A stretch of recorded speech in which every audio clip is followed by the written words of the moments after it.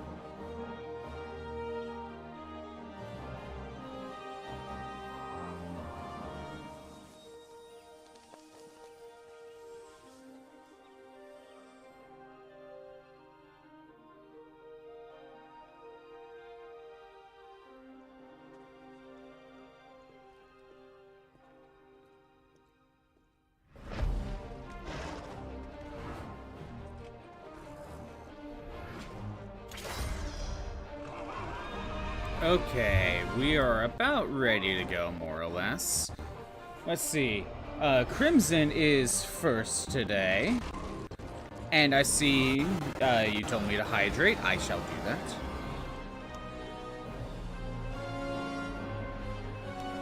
How's everyone doing today? I think we got a little bit of audio stuttering, so I'm just gonna replace it. Tyler, I see that you're working on an update.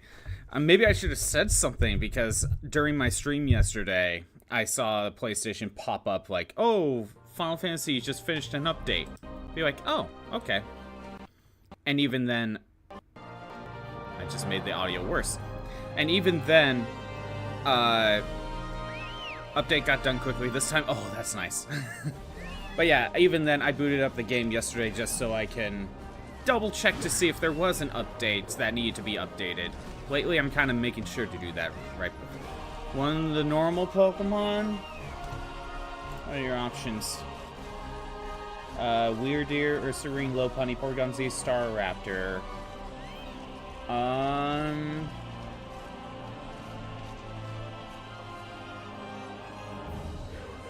Name Staraptor Eori. I-O-R-I.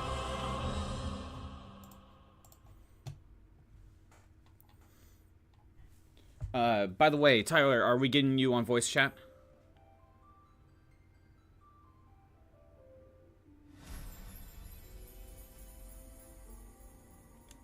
You know, let me go ahead and log in.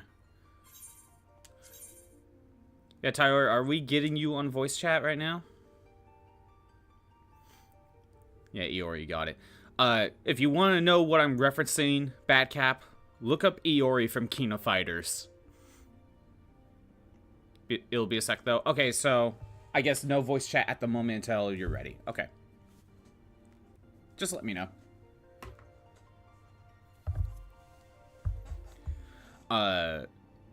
As you can see, my Dragoon is level 41, so we should be able to do that other dungeon we were talking about last week, Tyler. The optional one you pointed out. We could probably go do that.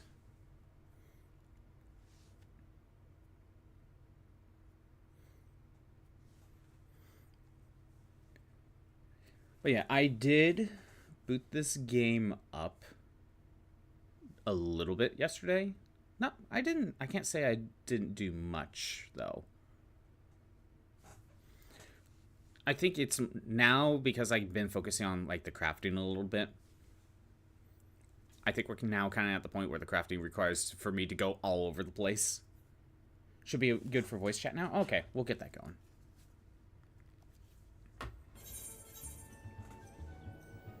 Alright.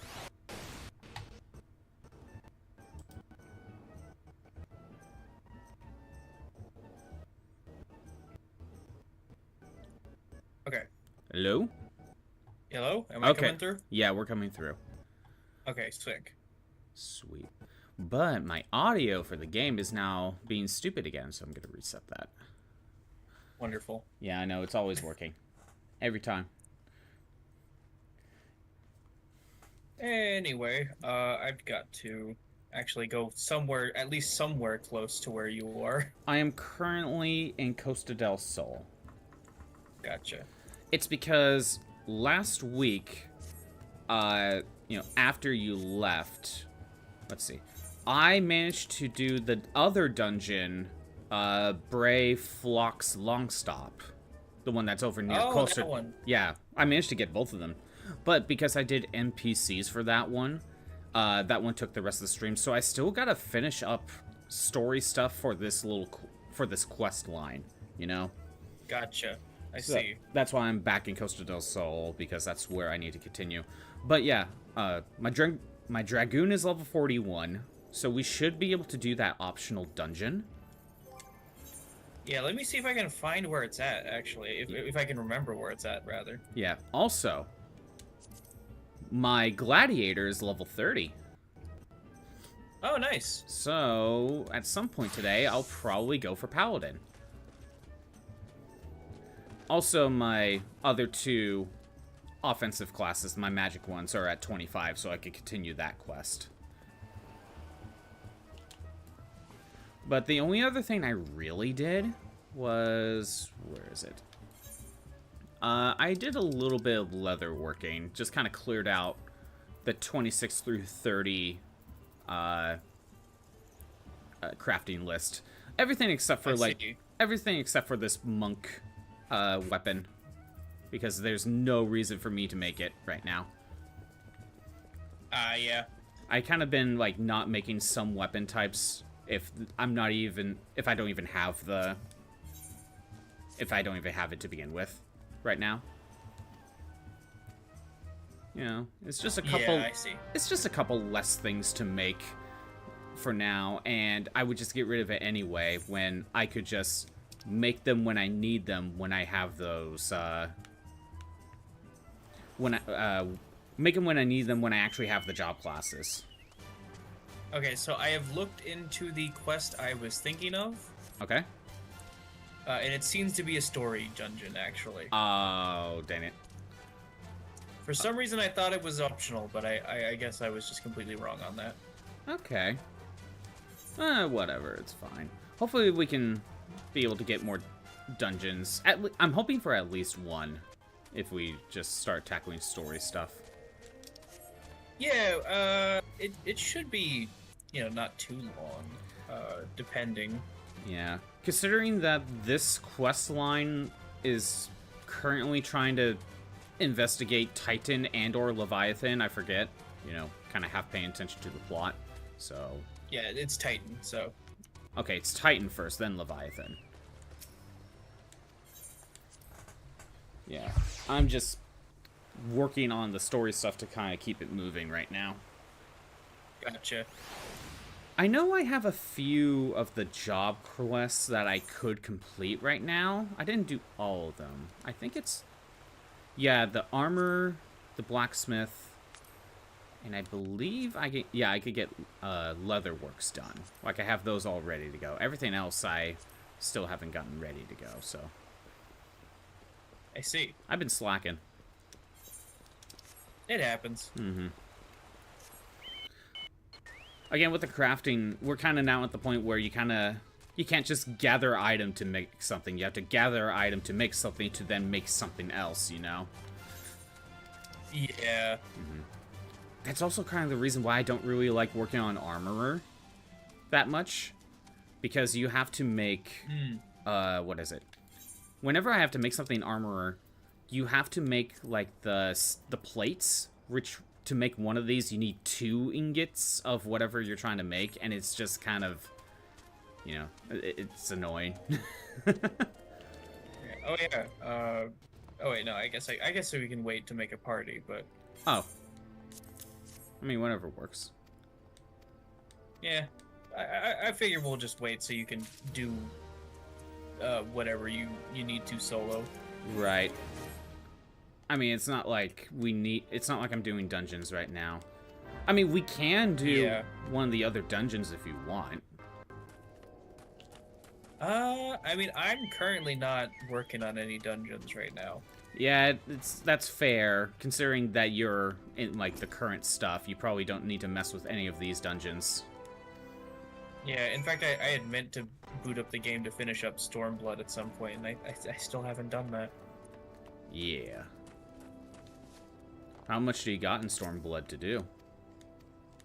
Just a little bit more. I've been meaning to do it, but I've been putting it off. Mm-hmm. It's kind of like how I've been putting off wanting to work on Alchemist. Yeah. God, Alchemist, kind of like cooking, is like the one class that I really don't care to work on because of how many materials seem to be you need to make something, like all over. They're all over the place, Yeah, I see. Like there isn't emotional damage. How so, Shroob? Anyway. Yeah, at least with cooking, I found, like, to level up, You know, you just find the one recipe that requires only one ingredient.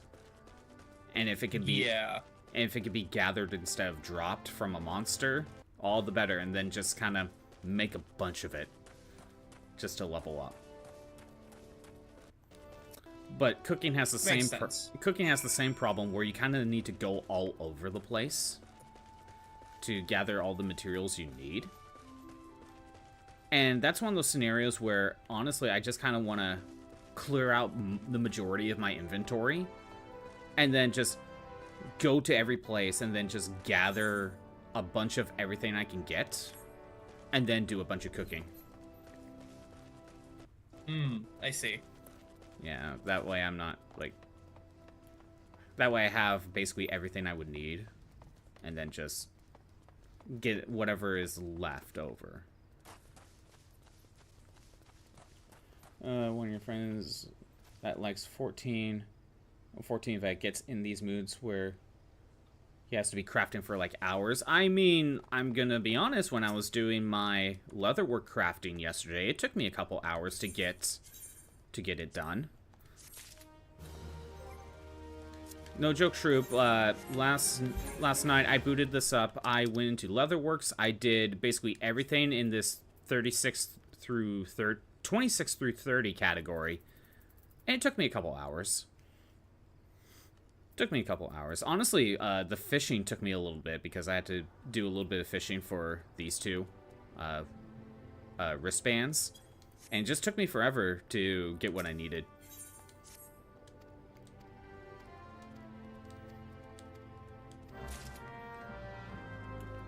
Yeah, I'm at this point where I'm just kind of like boot it up, maybe work on one category of crafting, and then that's probably all I really do. I need to go back to the hunt. I need to go back and work on the hunting log too. I haven't been doing that. Oh yeah, that's really good for like leveling up. Yeah. On. Part of the problem is like I keep forgetting, and sometimes when I go through like an area that would actually help me, I'm not the correct job class, so I don't see I need to kill it. You know. I see. Whereas if I was walking through Thanaland as a gladiator, I'd be like, oh, I need to kill that thing. I'll just go do that very quick. But most of the time, I'm either Dragoon, because, you know, level 41, or I am one of the gathering classes so I can have the sneaking skill up. I see. Yeah, I need to actually just go into the hunting log and tackle it a little bit. Where am I going? Kind of near the dungeon. Oh, by the way, I sometimes see these random monsters, like they're like level 50. Right now I see a Hell's Claw, right? What's that all about? Yeah. Yeah, what's that all about? They're just especially powerful monsters. There's not really anything special about them. What do you get out of it if you were to fight and beat one? You get experience, I think. Is it just EXP? I think so. Maybe they drop some items, but I've never gotten anything like that from them. Okay, so generally they're not really that worth it? No, later on you'll get stuff like the hunt, the marks, or whatever they're called. Oh. That are actually like special monsters you can track down. Oh, so they basically have the Final Fantasy XII hunts in this game. Yes. Okay. Hey, Corel But those skills. guys basically think of how like Xenoblade has like really strong monsters just kind of walking around in normal areas. That's kind of what I assumed they were. Although you don't see them all the time you walk through. That's the thing. Yeah. They seem to spawn in at certain. Like that. They seem to spawn in at certain times, like in intervals. I think they spawn in like specific areas too. Well, yeah, I think Deathclaw is always going to be in that spot, but it's not always going to be there. Yeah, I see what you mean. But maybe there is a little bit more to it, because I remember I quickly glanced through like the achievement section for a little bit, and you know how there's those blue circles like the fates? I believe there was like an achievement where I glanced over an area and it said do a specific fate in that area. So maybe like the strongest fate in a certain area you have to do. So maybe there's something like that for... Yeah, maybe there's something like that for these guys. You get like a small achievement. I know that some fates can be boss monsters. Oh, that must be what it was. That might be what it was. Where am I going? Right, Limsa. I am... Limsa. Yeah. Yeah, just head towards Costa del Sol. Although, I'm on the other side of the river instead of at Costa del Sol. Oh, that's not a problem for me. No, I get that. Where I had to take the ferry. So I'm more closer to the dungeon / wine port. Gotcha. Besides, I need to check in with my grand company anyway, so... Do what you need to do. I'm just killing bugs for a quest. A main quest that I don't even know why I'm doing this. Oh, one thing I was going to bring up the other day. So, you know how I mentioned how I rewatched Sonic 3, right? Yes. So, I booted up the bonus features a little bit. I didn't watch them all yet. I basically only booted up the gag reel and the deleted scenes. And do you remember how at the end of the movie, Eggman makes a comment of his, this is my final live stream type of thing? I think? It sounds vaguely familiar. It's basically during his death scene. He gives his final speech, basically to Agent Stone. Like, right before the cannon blows up, and you think he's dead. Yeah, I see. He makes a comment saying, this is my final live stream. Now, I thought that was just some sort of joke, right? It turns out, if you look into the deleted scenes, Eggman was going to have a running gag where he was a streamer. Oh. Yeah. There were many moments where he just boots up a live stream, and he's like, what's up, my eggheads? Eggman's back on it, off to an evil plan. Something like that. He does that a few times. And, to be honest, I am glad they cut that out. So am I. Because I'm just thinking to myself, that will just immediately date the film right away. And as someone who streams, that is cringe. Yep. It's nothing's more cringe than Hollywood thinking that it's popular, you know?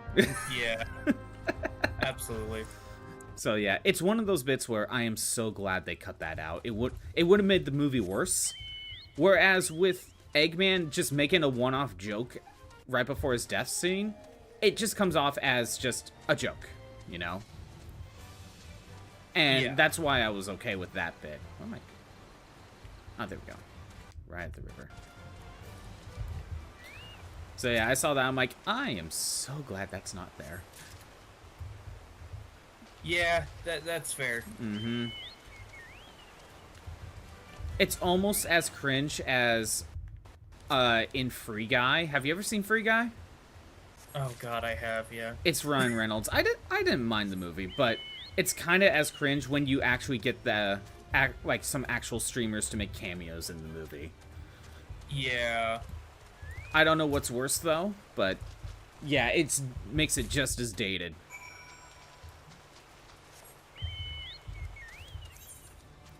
I didn't mind Free Guy. It wasn't that bad.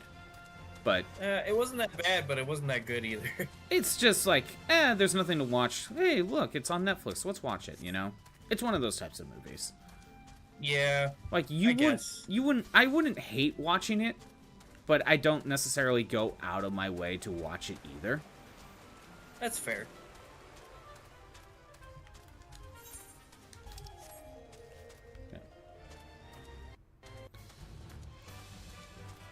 I have not messed around in the gold saucer at all that much. Actually, at all. Really? No, it's surprising. It's because every time I put this up, I'm like, oh, I could work on crafting. Oh, I could do hunting stuff, you know. Because, like, I look at the gold saucer, I see triple triad, and then there's chocobo racing and stuff. And I'm like, I want to, but it's all a side thing, right? So, yeah. Whereas I kind of still need to work on my job classes, get them leveled up so I can access other missions, I still need Paladin, I still need White Mage, that sort of thing. I see. So that's why I haven't really messed around with it at all. But now that I've leveled up cooking more, I see at this point I can make chocobo feed. Oh, nice. Yeah, so now that I've gotten that far in cooking to see these, I'm like, oh, that's for chocobo stuff. Oh, hello. Where am I going? Am I going back to... What do you have? Oh, what is that? Is that a Bahamut? A dragon. It's a Durgan. Is it not Bahamut specifically, or what is it specifically? It's not Bahamut. It's not Bahamut would be way bigger. That is true. Oh, I'm heading back down there. Okay. Basically heading to the swamp in the south of this area. Yeah, I have a mount roulette, so every time I press it, I just get a random one of my mounts. Oh, that is cool. I didn't know you could do that with mounts. Are you able to do that with, like, the little minions? That's what they're called. Yes, you can do that with minions, too. Oh, I didn't know that. But how does I have them both set up on my hotbars. How does the minions work? Because they only loads in when you boot up the game. I don't really know. I think that it's just... It randomly selects one of your minions to follow you around. Probably just when you log in, right? Yeah. Okay. I think whenever you log in, it does the last one you had when you logged out, actually. Okay. And then from there, you press the button, and then you can randomize it if you want. Oh, you have to actively randomize it for the minions. Yeah. Okay, I see. I thought it was something where you log in, it randomly switches, like on its own. No. No, there's a button for it. The mount is the same thing. I have them both slid on my hotbars. Oh. The mount one... Oh, you're doing this part of the quest. I hate this part. Oh, okay. Not this, like, specific one, but, like, the part where you have to run around and collect stuff over and over again. Oh, that's just a lot of quests, though. I know, but, like, this one is especially long. Okay. Again, that's also just a lot of MMOs. I know, but, like, they try and cut out a lot of that stuff as much as possible later on. Yeah. Well, how do they handle main quest lines in later campaigns? Well, I think the quests are usually doing something more often than just, like, go here and do this thing. Like, at least you're usually fighting something. Right. And even when that's not the case, it's at least progressing the story past just like, oh, you got this thing. Okay, you gotta do it again. Yeah, because fetch quests like this feels like just a side quest sort of thing to do. Something optional to get extra EXP. But when it's main quest line... I think that's part of the reason why I kind of zoned out with the plot now. Because I've now realized that most of this is just fetch quests. And just kind of uninteresting. I see, yeah. I mean, that's fair. Oh, hello.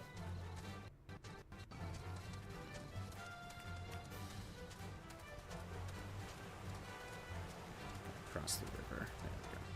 Heading back up to the town. Yep. Yeah, I'm kind of noticing a pattern with, like, story quests. You go to... They send you to an area. One person keeps telling you to do something. You do that, you go back to the same person, and then eventually you go back to Minfilia. And it kind of feels like nothing has happened. Except in the Titan quest, you do that, like, 7 times before you get back to Minfilia. It kind of feels like that's just how it is normally.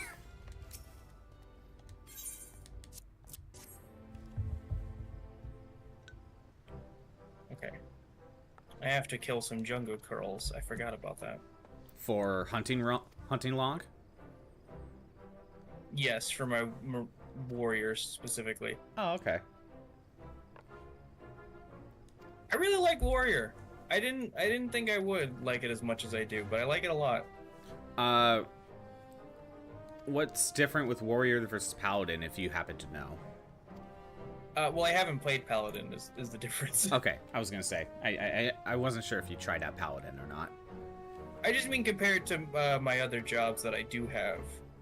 I think it's just Because that my main job is one that you don't get until Shadowbringers, I don't think. is it another DPS? Yes, it's a DPS and Melee, range, or magic? melee. So like samurai, reaper, or viper? Yeah, it's Reaper It's reaper. Okay. specifically. What was your job class that you chose at the start? You know, when you didn't have That access was to. Black Mage. Oh, you were black mage. Okay. Which I like Black Mage too, but it was getting to the point where it's like, okay, this is getting really complicated. Yeah. I'm not saying I couldn't do it, but it was a question of did I want to do it. The answer is eventually yes. You gotta max out its level. Oh yeah, that's true. By the way, I'm heading back to Costa del Sol. So Nice. I gotta take the ferry. I'm just gonna fly there. Do what you want. Oh, you can actually. Oh, when you fly, you could get past like certain hills or oceans or something. Yep. Oh, that's nice. No ferry required for me. You don't have to spend 40 gil. Yeah, take that, establishment. I don't know. When do you get a flying mount? I think you said that even free-to-play players will at least get one, right? All of your mounts get the ability to fly at a certain point in the story. Is it base game or is it expansion? Base game. Oh, okay. That's nice. I think it's somewhere around level 50, but I can't remember for sure. Yeah, it kind of needs to be end game, don't you think? Yeah. Yeah, because, you know, by that point you've run around these areas so much, it's like, okay, it's time for a flying mount. Considering that it took like half the game to give you a chocobo, which by that point I was already kind of getting sick. Oh, there's your Stola. I was already kind of getting sick of just walking everywhere. And then doing the run command and then go back to the jog and gotta wait 60 seconds before being able to do that again. That sort of thing. Yeah, the only thing is that in the expansions you have to unlock flying for each area after that. Okay. But once you do that, it's unlocked forever, so. So it's kind of like how with the chocobo, after I did a little bit of story quests, the chocobo moved faster in certain areas, but not in others. You have to do something like that for flying? Yes. It's a little bit different with flying because you have to... The way that you do it is you have to find ether currents in each area. And when you find all of them, you unlock the ability to fly. I got a new minion. Oh, nice. It's the... Oh, you got a Gabu. Yeah, you know, they gave it to me. Yeah, it's a tiny Gabu. Tiny Gabu. Granted, I still want to keep my Unicult. Yeah, Unicult is better. I had the doggo, but you know... Actually, I think this was a reward for subscribing for so long, but I have a wind-up Zidane. Oh, that is hilarious. Look at that. You know, I think it's just this model from Final Fantasy IX, honestly. It's a higher detailed one, but yeah, actually, no, you're right. It does kind of just is his FF9 model. Maybe like the later ports where they touched up this model. It really just looks like they took the model and touched it up. Yeah. I don't care. It's great. I love him. I mean, Zidane is a great character, so. Yeah, he is. The Chocobo. I mean, I saw some terrible Chocobo art. What? Shrew? You're gonna have to post that somewhere to see what you're talking about. Yeah, I don't know what you're talking about, Shroob. But now that you mentioned terrible Chocobo art, I have to see it. Well, yeah, that's too tantalizing for us not to. I know. Oh, it looks like Shroob has subscribed for a month. Thank you. Too bad my freaking alerts didn't actually tell me. I just kind of looked over. Shroob doesn't want to go find it again. You know what? That's fair. Fair. But now you're just keeping me in suspense. Now I'm curious. And me. I'm here too. Maybe it's for the best, honestly. If it's that traumatizing.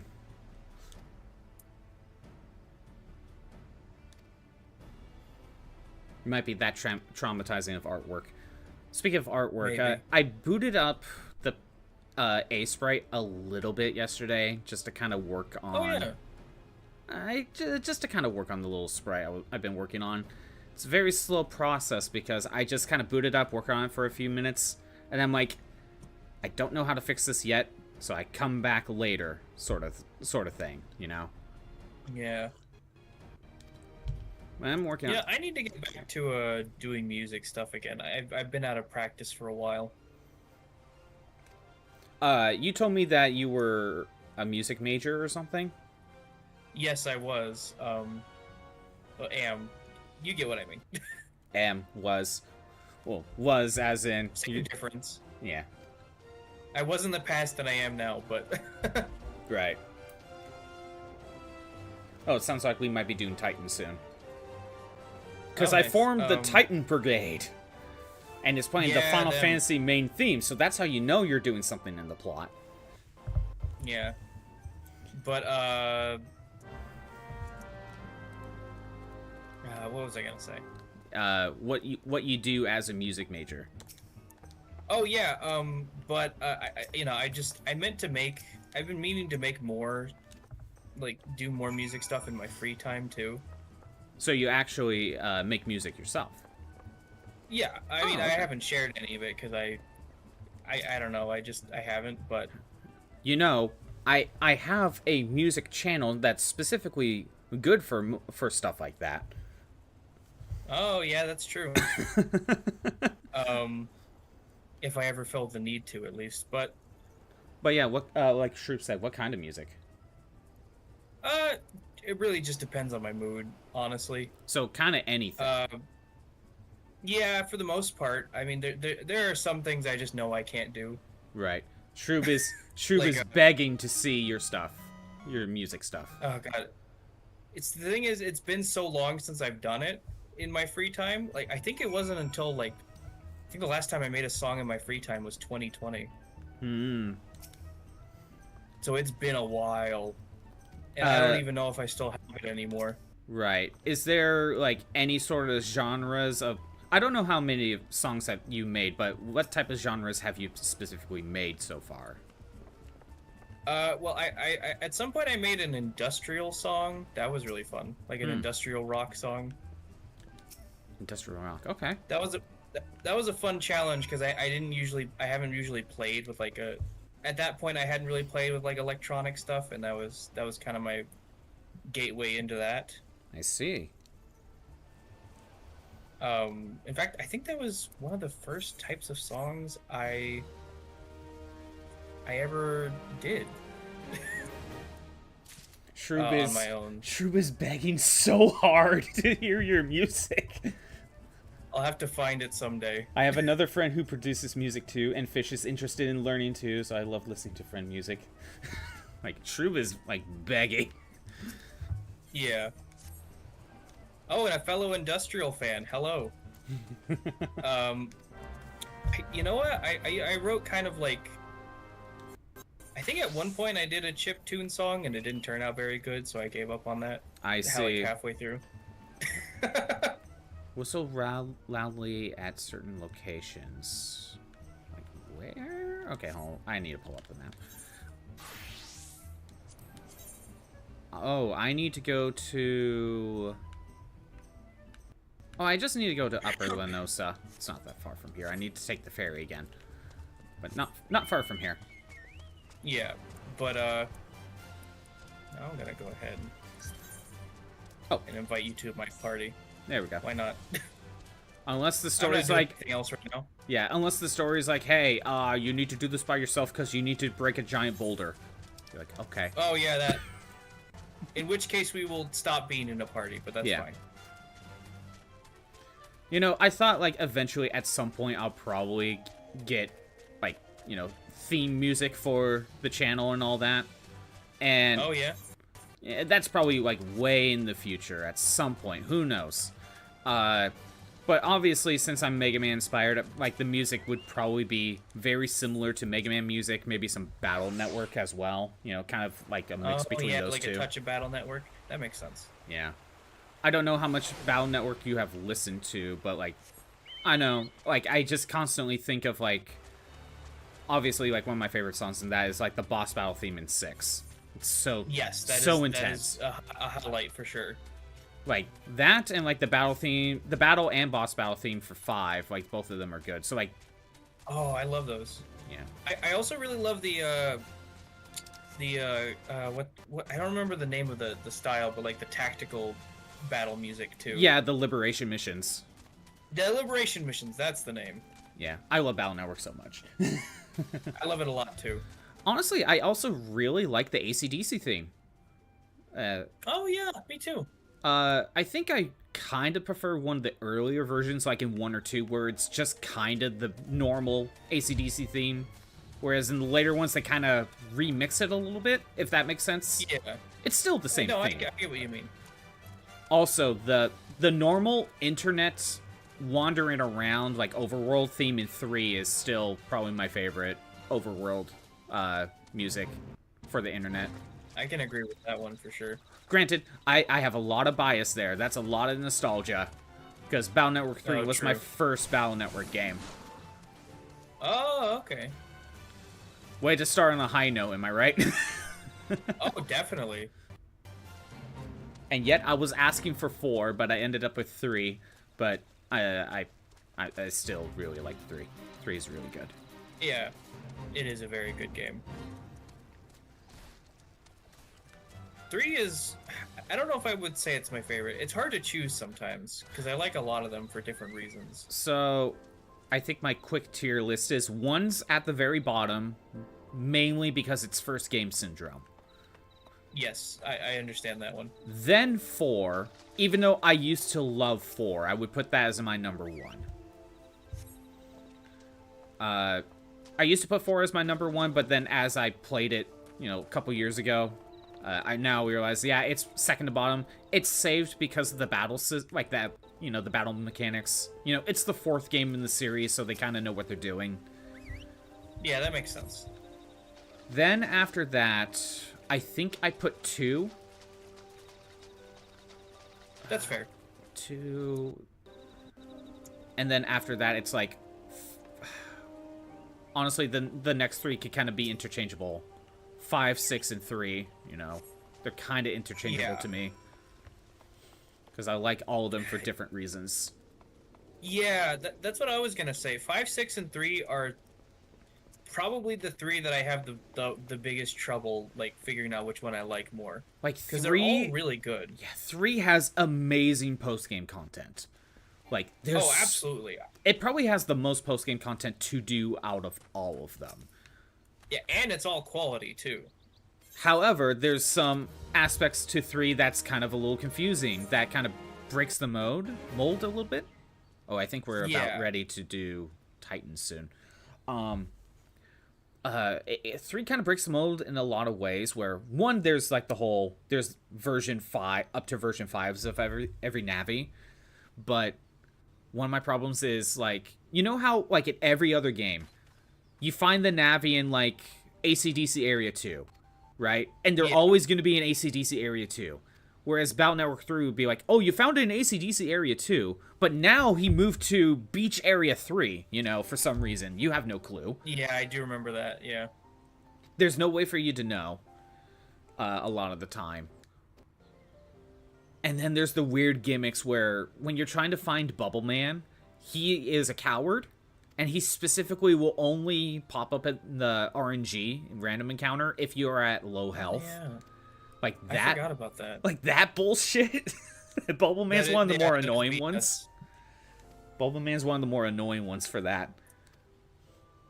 But overall, 3 is really, really good. Oh yeah, it really is. Considering that, okay, we knew it wasn't going to be the last, but it almost kind of felt like they kind of made it as a potential last game in the series.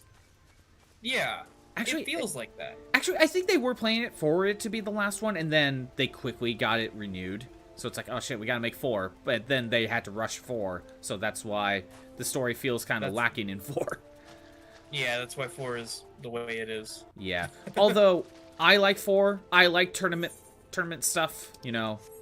I like shonen, so, like, I kind of like the tournament mode, but it is fair to say that the story just pauses every time we do tournament stuff in 4.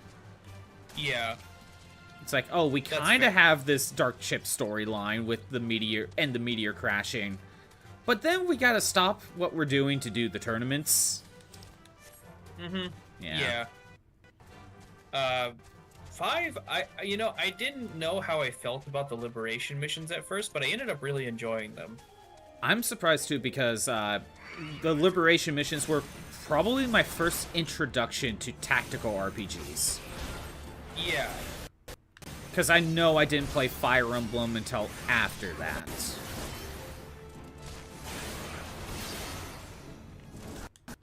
Yeah, Double Team. Double Team, that's a Battle Network game. It is. I have never played that version. I've only played the GBA versions of everything. Yeah, what was it? Double Team DS or something like that? Yes. That's the one that's just 5, but it has both of them. Yeah, it gives you 2 save files, one for each game, and you're able to swap out for the liberation missions which of the 2 versions of each character you want to use. So instead of Nightman, you could use Magnet Man in Kernel if you wanted to, or vice versa in Proto Man.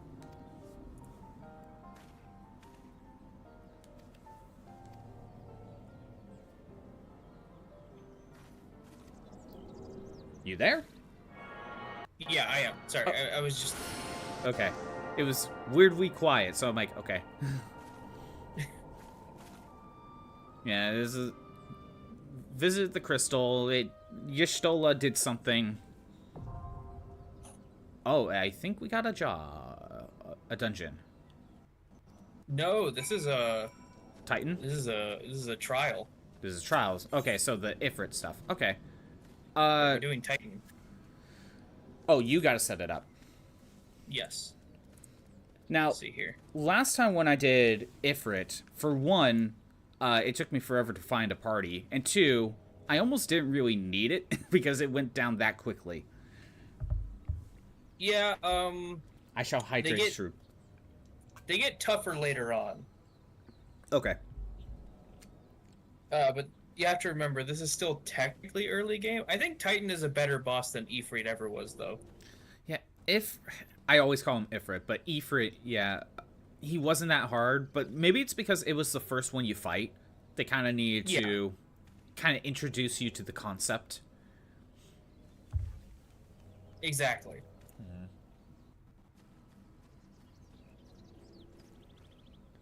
Oh, hello. I like the kobold design in this game a lot.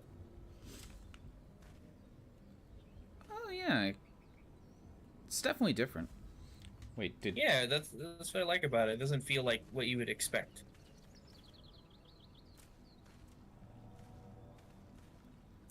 Oh, I think Shroop found the picture.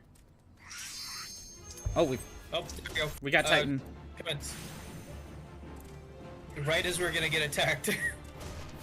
I guess I'm gonna have to look at it later because I'm If we Can't want find it. to.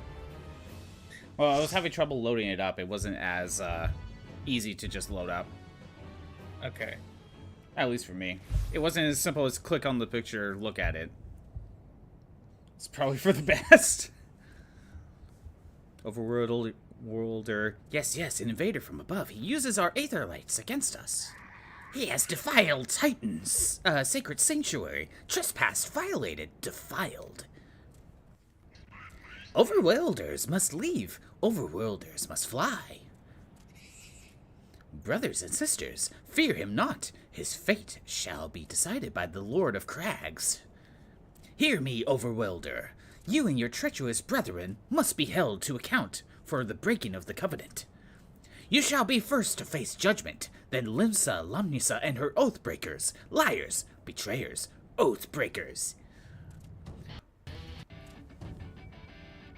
Oh, great father, Lord of Crags, Titan, we summon you, Titan, we summon you. Doing the chant. Do you like my gremlin voice? Thank you. It felt perfect for these. It felt like the perfect voice for these little gremlins. Yes, they are. That's a great way to put them, to describe them. They are little gremlins, all right. You know, I'm gonna be honest. I don't think I've ever seen a Titan design that I liked. He has come! He has come! The Lord of Crags, Titan is come! That's dirty. Overworlder, art thou deaf to your weeping?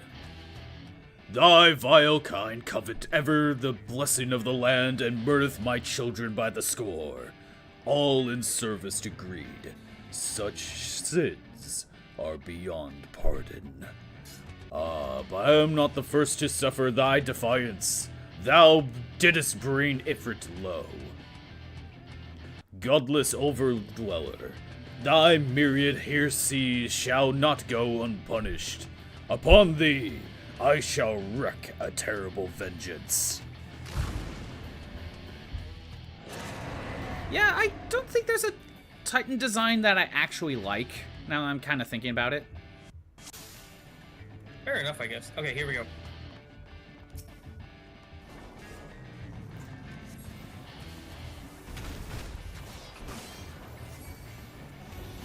I was gonna say, what level is the same, but, you know, no level there. Yeah.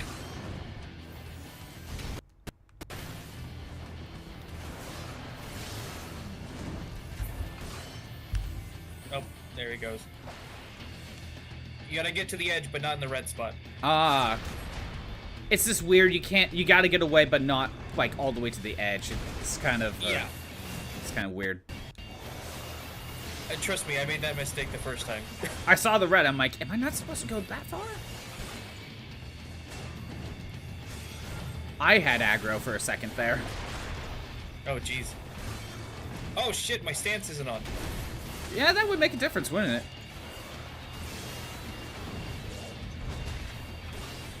My bad. Oh no, our other DPS is dead.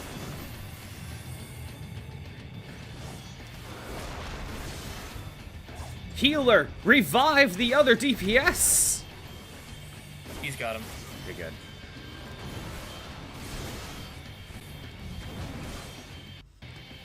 It's almost like that time I played healer in a dungeon for the first time. I didn't know how to really deal with targeting with healer. Yeah. So it was very confusing. Okay, now Titan's Heart.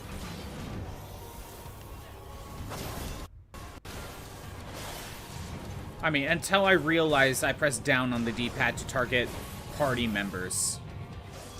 You know. Yeah. That's what made things easier. One of our friends is trapped in stone, by the way. Oh.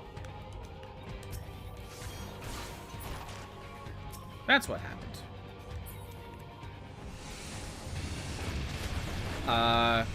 Okay. Was I supposed to hide somewhere? Nope. So you're just supposed to take damage there. Yeah, that's a raid wipe. Okay. It's up to our healer to protect us in that case.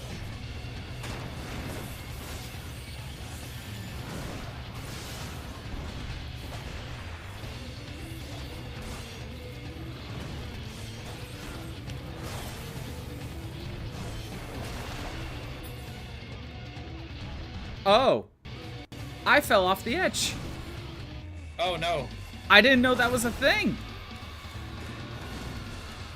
I didn't know falling off the edge was something that could happen. Except rise from, yes. Why would I not?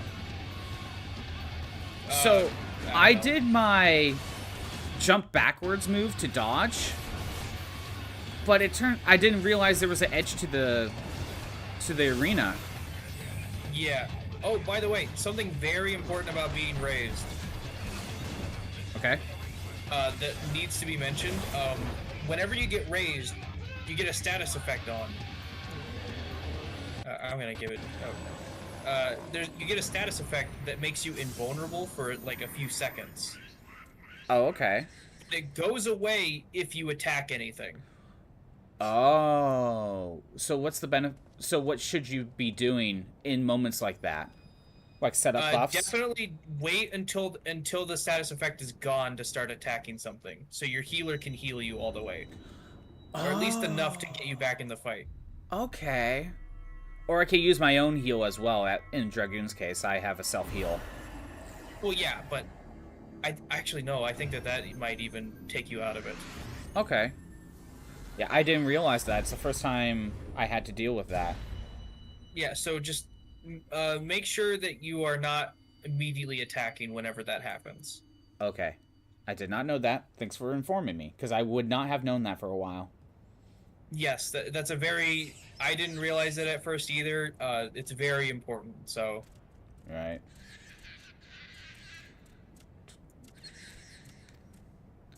Cease your aggression, or never will there be peace. Until our dying breaths, we shall defy you. Deny, decry, defy. No. There you go. Healers are built different. Are those monkey? I don't know. Are they monkey? They're kind of monkey. Now these are the readings one would expect of an icon. I have seen enough. We proceed as planned. It's the judges. Are you sure that is wise, my lord? Your curiosity is untested and unproven. We do not yet know its true capabilities. Then trust in mine, Rithalion. I don't even know if I said that correctly. My curiosity, As you so God damn, I can't speak. put it, would have bested Titan in a blink of an eye. Why, if there be truth to the legend, it could readily subjugate the whole world of Eorzea, given but a little while longer. Is that not so? It is. No greater single power has been ever conceived, much less realized. What you say may be true, but while such devices may win battles, I do not believe they will serve to change the course of this war. Oh, but they will. Have little faith, my friend. I have no difference in these voices. I cannot endorse this course of action. You know, they keep talking that they're at war, but to be honest, you don't see it at all. Yeah. Fool. And now he has a fourth. Fascinating. Carry on, Crystal Bearer. Far though you have come, your work is far from done.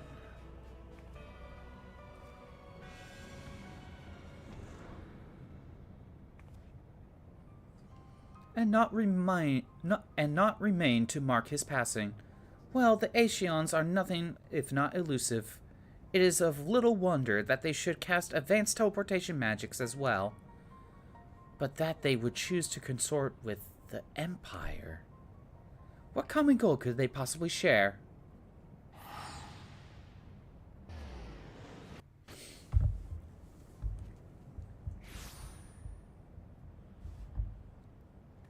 I feared I might have arrived too late, but I see you had the matter well in hand. Man, you and Thren said before, you're all late. I've taken measures to ensure that we are not pursued, yet I cannot say how long they would hold. Take your leave while the kobolds are still in disarray. I will follow Anon. There is something I must investigate before I depart. I will teleport you to the Aetheryte in Zelma's ruin, and we will rendezvous at the Camp Bronze Lake. Agreed?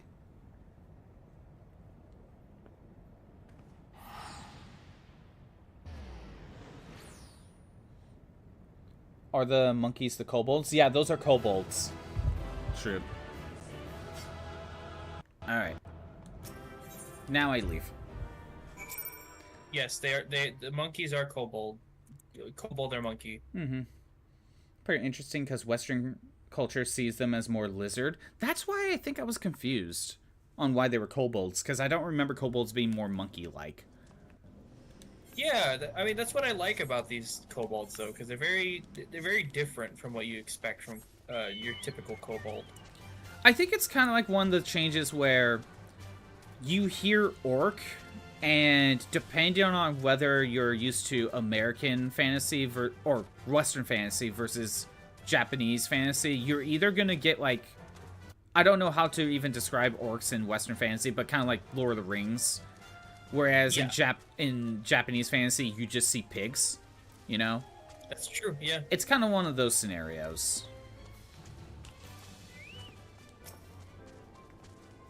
Alright, well, Titan has been bested. Yay! I did attune to this, right? Yeah, I did. Okay. I wasn't sure. And it looks like I gotta head back to Minfilia.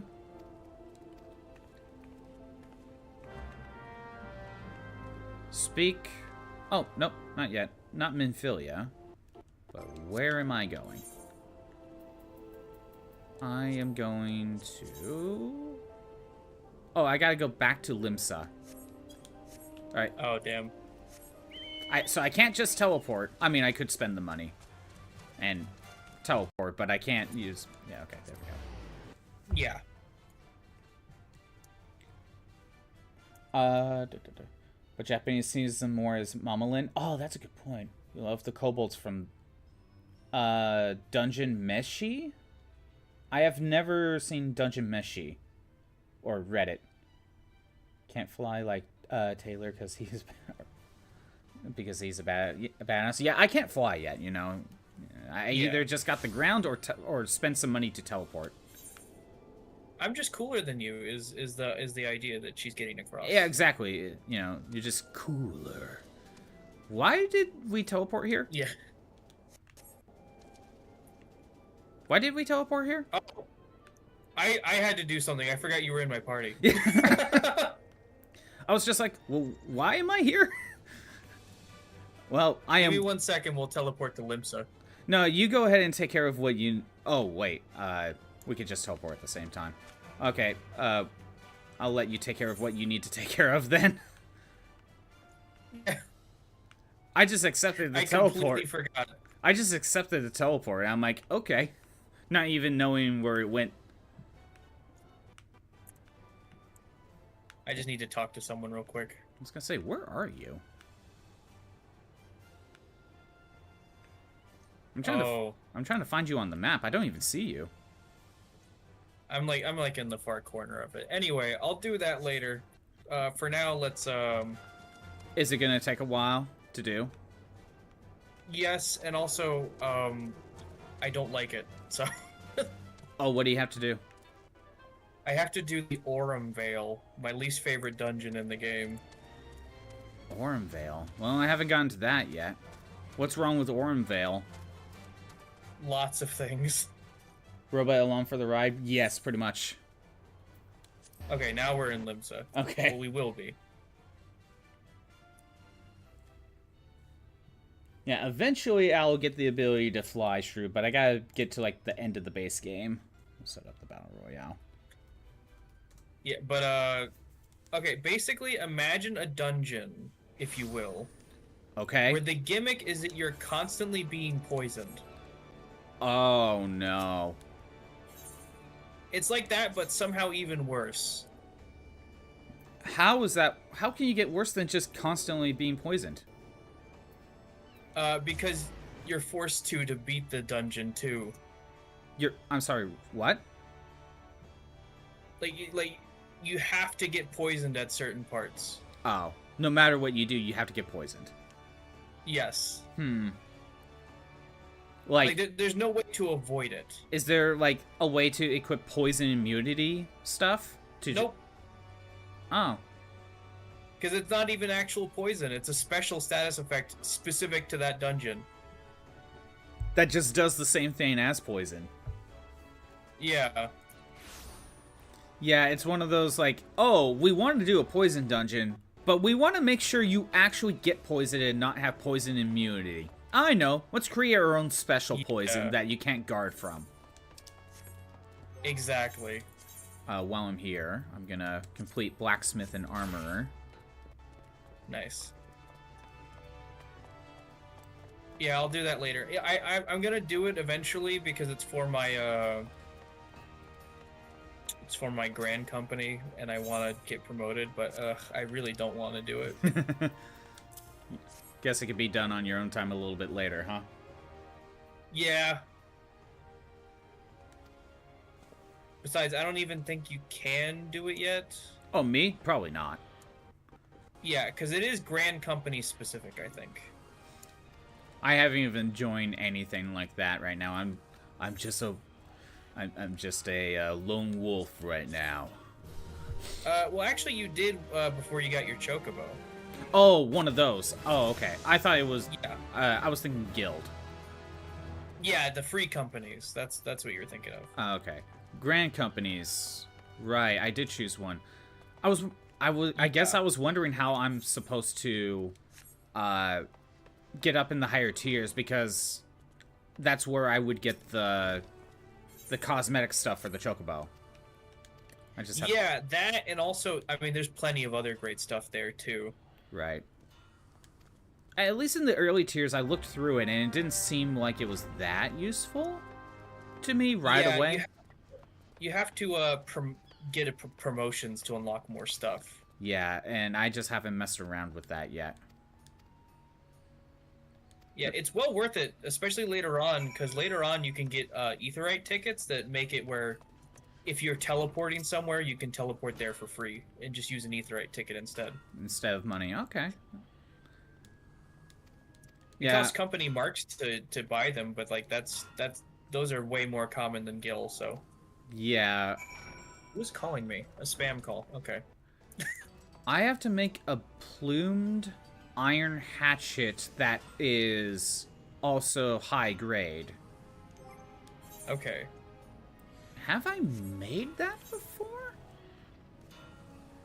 Plumed iron hatchet.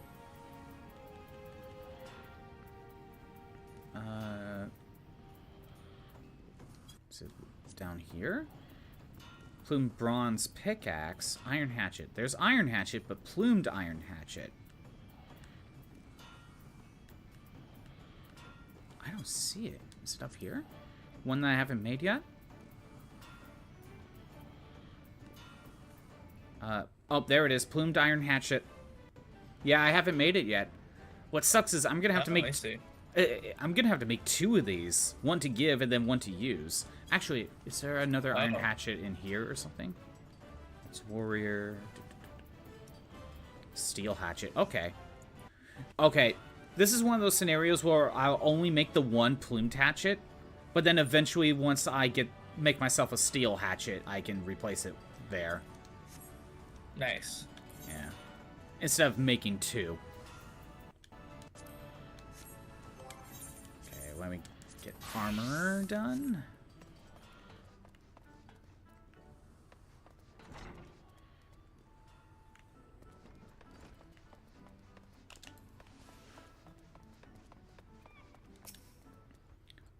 Okay, deliver the ingot. That way I can never be informed that I can deliver ingots every time I make steel ingots again. Yeah. It's always annoying when it's a common item like ingots or like leather. Yeah, exactly. If it was like a piece of clothing, sure, you're probably only going to make the one or two. But, you know, if it's an ingot or like wood, you're constantly making. Yeah, I just realized that there's a little area here. I don't even know what oh, it's a bar, I think? What now? There's like a little bar area of Limsa Lominsa I've never been to before. Oh, interesting. There's nothing to do there, but it's there. Okay, I can't start the armorer until I'm level 30. That's fine. That is perfectly fine. Wait, is the bar called the Missing Member? Missing member bar. Why would you call a bar missing member? I don't know. Oh, this bar. Yeah, I've been in here a couple times. You had to deal with pirates here. Oh, right. I forgot about that. So I have been there. Yeah. I just completely forgot that it was a thing. Because there's never a reason to go in there, really. Yeah, there's no quest or anything. Yeah, the pirates are in there. This one is... This over here is the Grand Company. This is the Grand Company. Yeah, okay. But for Limsa Lominsa specifically. Yeah. I gotta go over... Actually, which Grand Company did you choose, now that I think about it? The one in Gridania. Okay, just the one you hailed from, I see. Exactly, because I'm thinking to myself, that's where I hail from. I have an easy teleport there. You know, we'll start there. And story-wise, it makes sense also because, like, you've already have interacted with more of the Grand Company there before you actually branched out. So, I don't know. It just kind of felt natural to just go here instead of anywhere else. That makes sense. I just chose Limsa because, because I like the ocean side. That's really the only reason why. Eventually, once I get everything that I want out of Gridania's Grand Company, you know, you can swap to the other ones. Oh, it's now it's now time to go back to Minfilia. Okay. I'll go ahead. I'm curious about something. If I use an Aetheryte ticket, will that let you teleport with me as well? Oh, I was about to teleport you, but yeah, go ahead and check. Oh, nope. It looks like you disappeared. Oh, well. Yeah, it did not give me the option. Alright, well. Now we know. That's fine, though.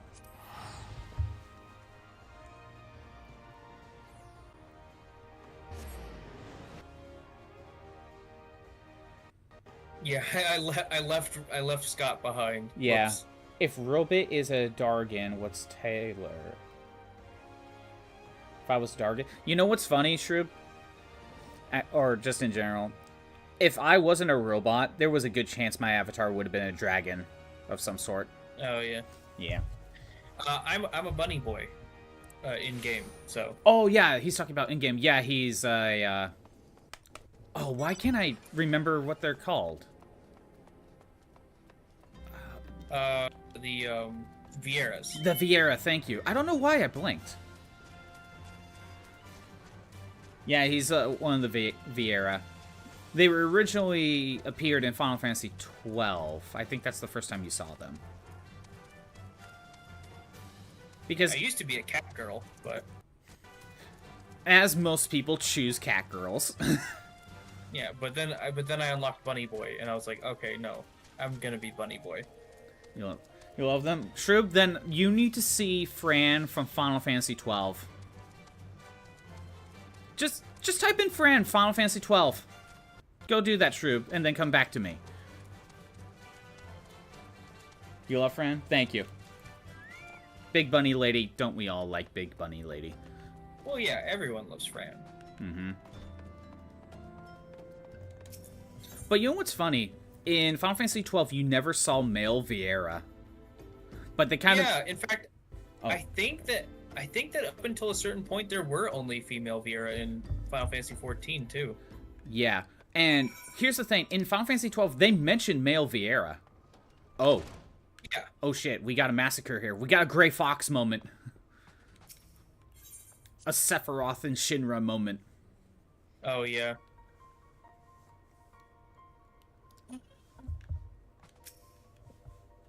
Things are actually happening.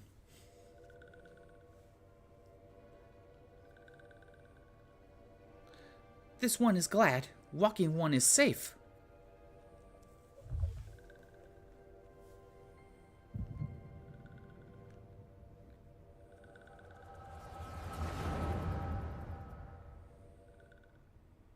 Oh, we have the ability to see the past, that's right. We'll be awaiting your Yeah, the return echo. at the Waking Sands. There is much to discuss. Godspeed.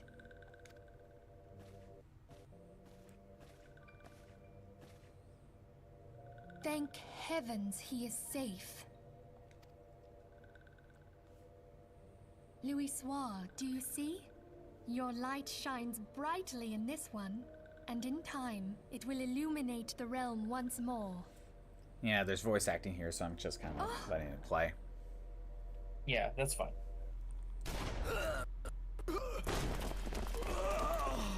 Advance no further.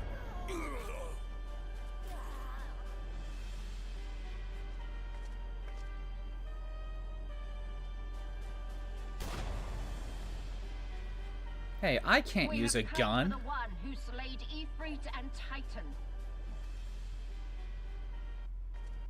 Bring him forth, or you shall know. I mean, you can later, no if mercy. you want. Yeah, gunbreaker. No, machinist, actually. Oh. There's a DPS class for it. Damn, this person's just getting some kills right now. Yep. No Phoenix down for him. Nope.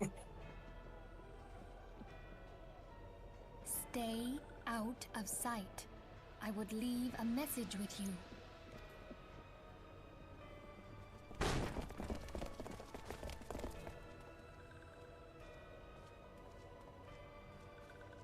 I surrender myself on the condition you spare the...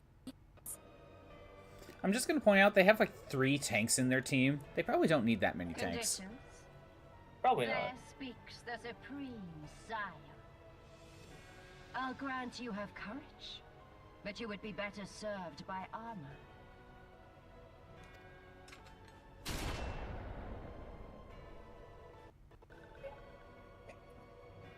Search all you will. The one you seek is not here.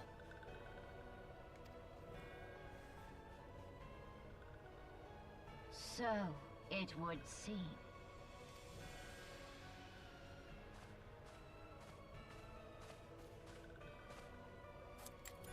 And yet you knew to look here. But how? We got a rat. Hold the thought.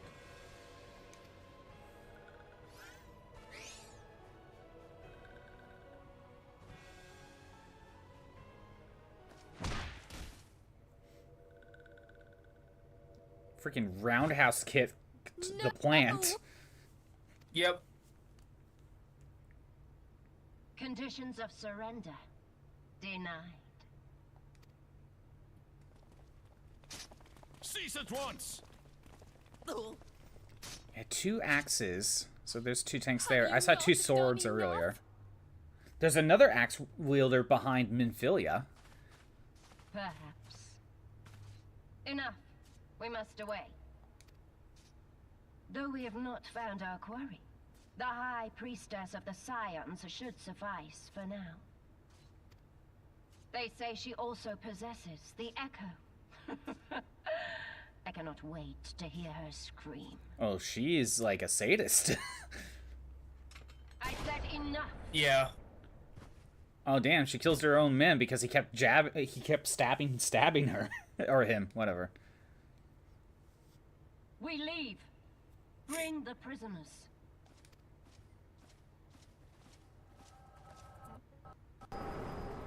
Why can't we have more of this? I know, right? Because this is just Final Fantasy XII right here, right? And Yeah. we could have had more of this. In case of Walking One returned, this one was to say, at church in Eastern Thanaland, Walking One must claim sanctuary. This one tried to protect Walking One, Minfilia, from Imperial ones. Forgive this one. Save.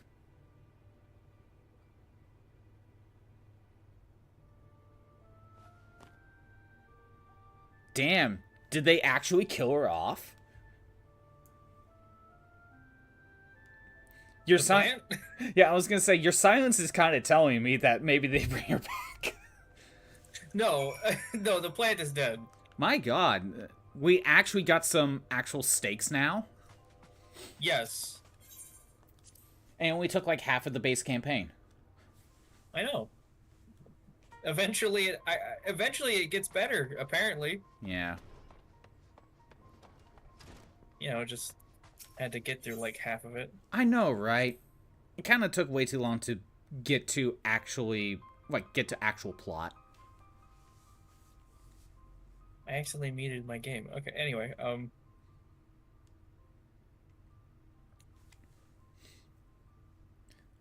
Yeah, after this point, honestly, I think that A Realm Reborn starts to finally get moving a little bit more. Yeah, if the story is basically this now, and not just fetch quests, because this got me intrigued because there's actual stakes, Yeah. And the stakes are rare. I was like, no, Yes. not those types of stakes. Okay, so now I need to go to Eastern Thanaland. I'll go ahead and teleport.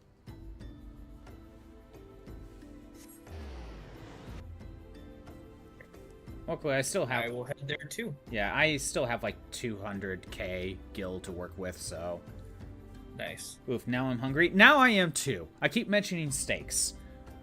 Steak Yeah. sounds really good. Steak and lettuce. I'm more of a steak and eggs person myself. Oh, Is that a flying elephant? It is indeed a flying elephant. There it is. Okay. As soon as I loaded up, I just heard the elephant, what do you call it? The elephant call? The elephant screech? Yeah. I'm like, what the hell? Okay, I have to go to church. Every mount can fly, no matter how improbable. I know, right? It's kind of funny, but it just took me off guard for a second. Yeah. I'm like, what? Is the elephant? What? Oh, steak and shrimp is really good too. I'm not big on seafood, and shrimp to me is just kind of okay. I'm usually not big on shrimp, but I don't know. Something about it paired with steak makes it work really well for me. Yeah, for me, whenever I order something, if it comes with shrimp, I'm like, sure, I'll take it, but it's never a go-to. I'd rather have some other stuff.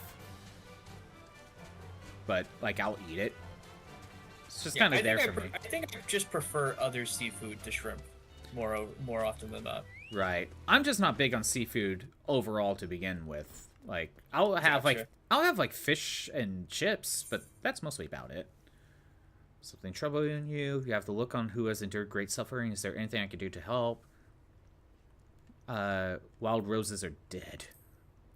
The wild roses? I see. You speak freely here. We are all friends of the Scions. You know what? This is also... It's basically Final Fantasy II mixed with Final Fantasy XII. Because now that...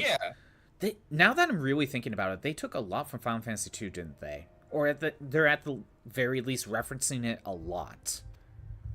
Yeah, especially early on. I think they reference all the Final Fantasies to a certain extent. Right. But considering how the code word is the Wild Rose, it's a rebellion against the Empire, an actual rebellion, not just 6 people doing their own thing. And anytime they reference the old music so far, they have a retro song, it's Final Fantasy II's battle theme. That's true. So this kind of feels like if Final Fantasy II mixed with 12. Yeah. It's a neat mix of inspirations. Considering that they're both basically Star Wars, it works out. Yeah. Mm-hmm. But yeah, there's even a smidge of 6 in there with the Magitech stuff. Right.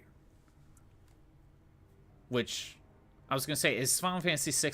Final Fantasy VI is also Star Wars. There's a lot of Star Wars in Final Fantasy, apparently. And I'm not counting Biggs and Wedge, because that's the obvious. Well, yeah. Yeah. Yeah, there's a lot of Star Wars in Final Fantasy. Hell, I believe Final Fantasy IX, Necron references Phantom Menace.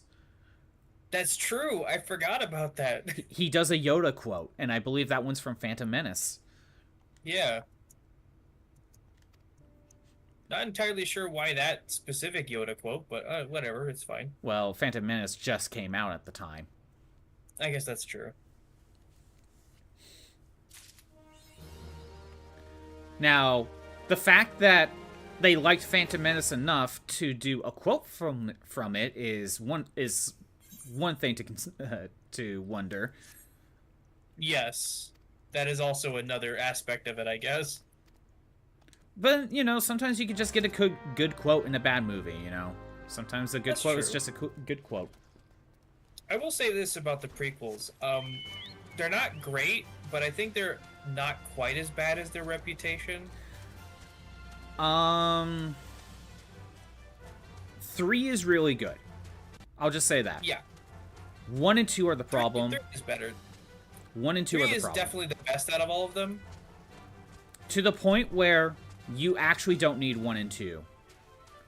Yeah, exactly. You do not need 1, and some things in 2 could have been summed up at the beginning of 3. And it could have just been one movie.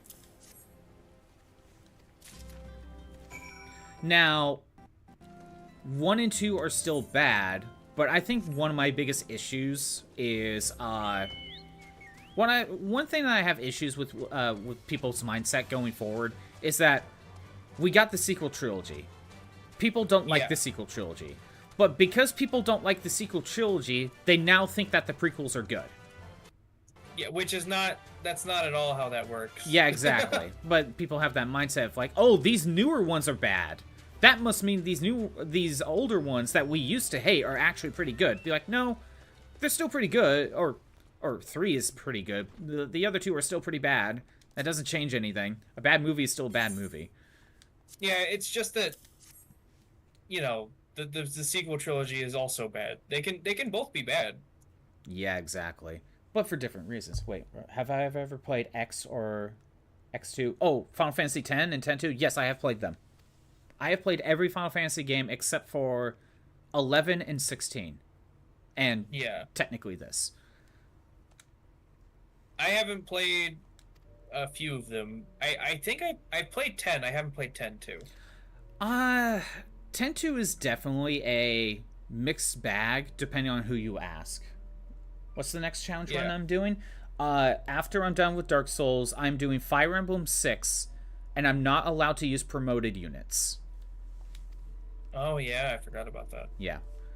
I mean, true, if it's available, you can redeem the challenge run thing. It'll just have to be after the Final Fantasy VI one, because that takes priority.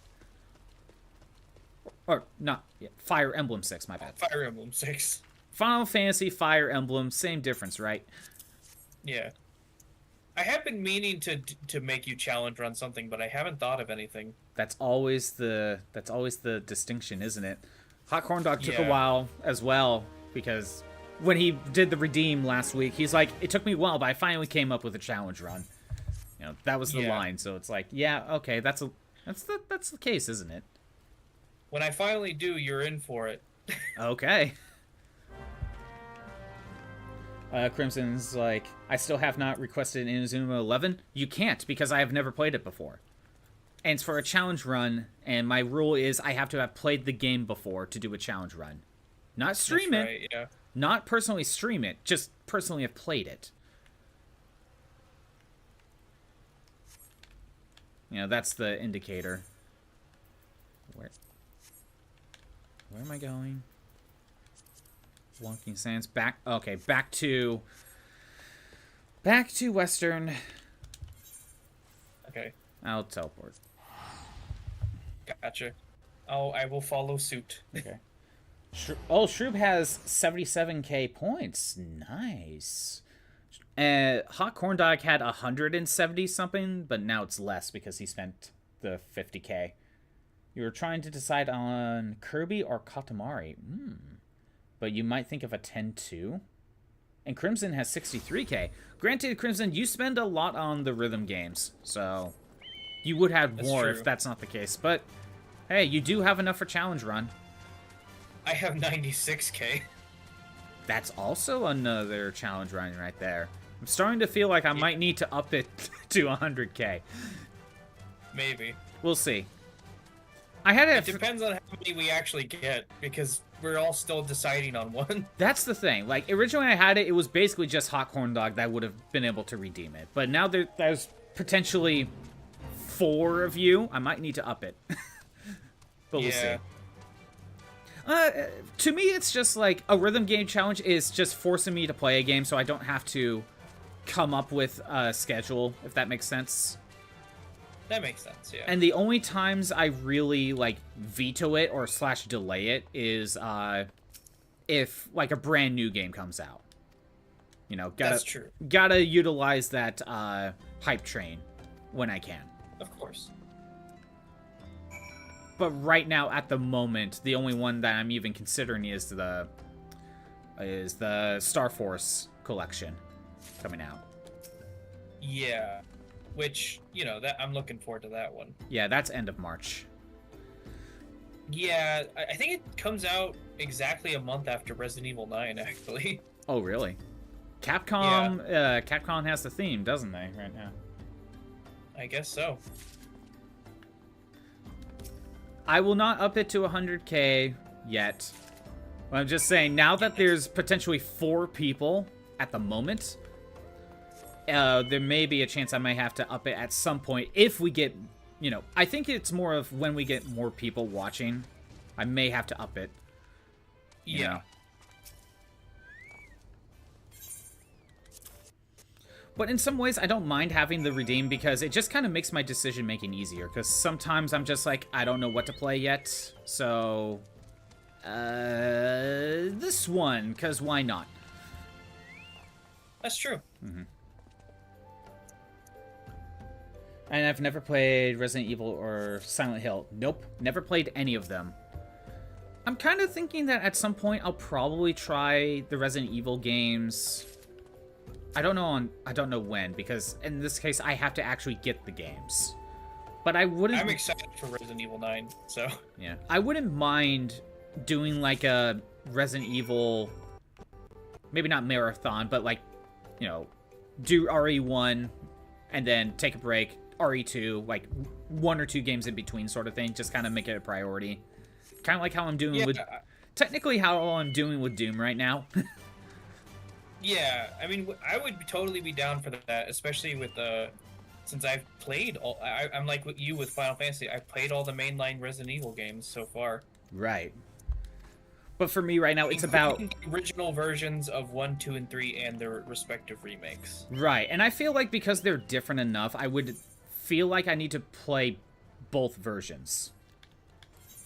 Yeah, I understand that. I think there's plenty of reason to go back to the original 1, 2, and 3. Yeah. Compared to their respective remakes. And you know that when I eventually do those, I am going with retro achievements. Oh, absolutely. But yeah, right now it's just it's a matter of getting them. Yeah. I would try RE before Silent Hill. Yes. I love Silent Hill 2, but yes, I would do the same. Again, the reason why for RE before Silent Hill for me, Shroop, is one, I mentioned before, I was never really that interested in horror for the longest time, and I more recently kind of am dipping my toe into it. And with Resident Evil being more, let's just say, action-based than, I don't know, psychological, I just feel like I have a little bit more interest in Resident Evil. Yeah, that's the only reason I'm saying that you would do Resident Evil first. Because Silent Hill is, for the record, Silent Hill 2, the original, I haven't played the remake, but the original Silent Hill 2 is my favorite game ever made. Wow. That's a high bar. So I am absolutely an advocate for playing it eventually, but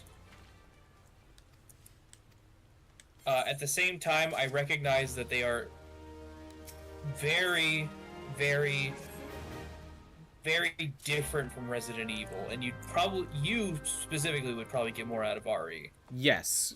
And you gotta consider, like, I do a lot of challenges, so, like, whenever, like, I know in the later Resident Evil games, they'll do stuff like the I was gonna say bounty missions, but no, it was what's the thing in RE4?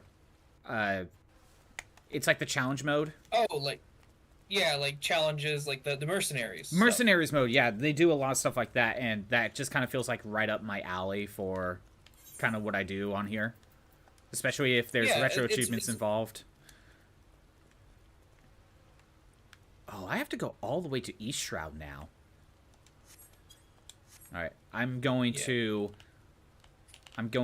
return instead of teleport so I can save the money. Yeah. I wonder if... Does return do the same thing? No, it does not. No, Okay. we tested that before. Oh, yeah, we did. I forgot about that. Yeah. I will say this about Silent Hill versus Resident Evil, right?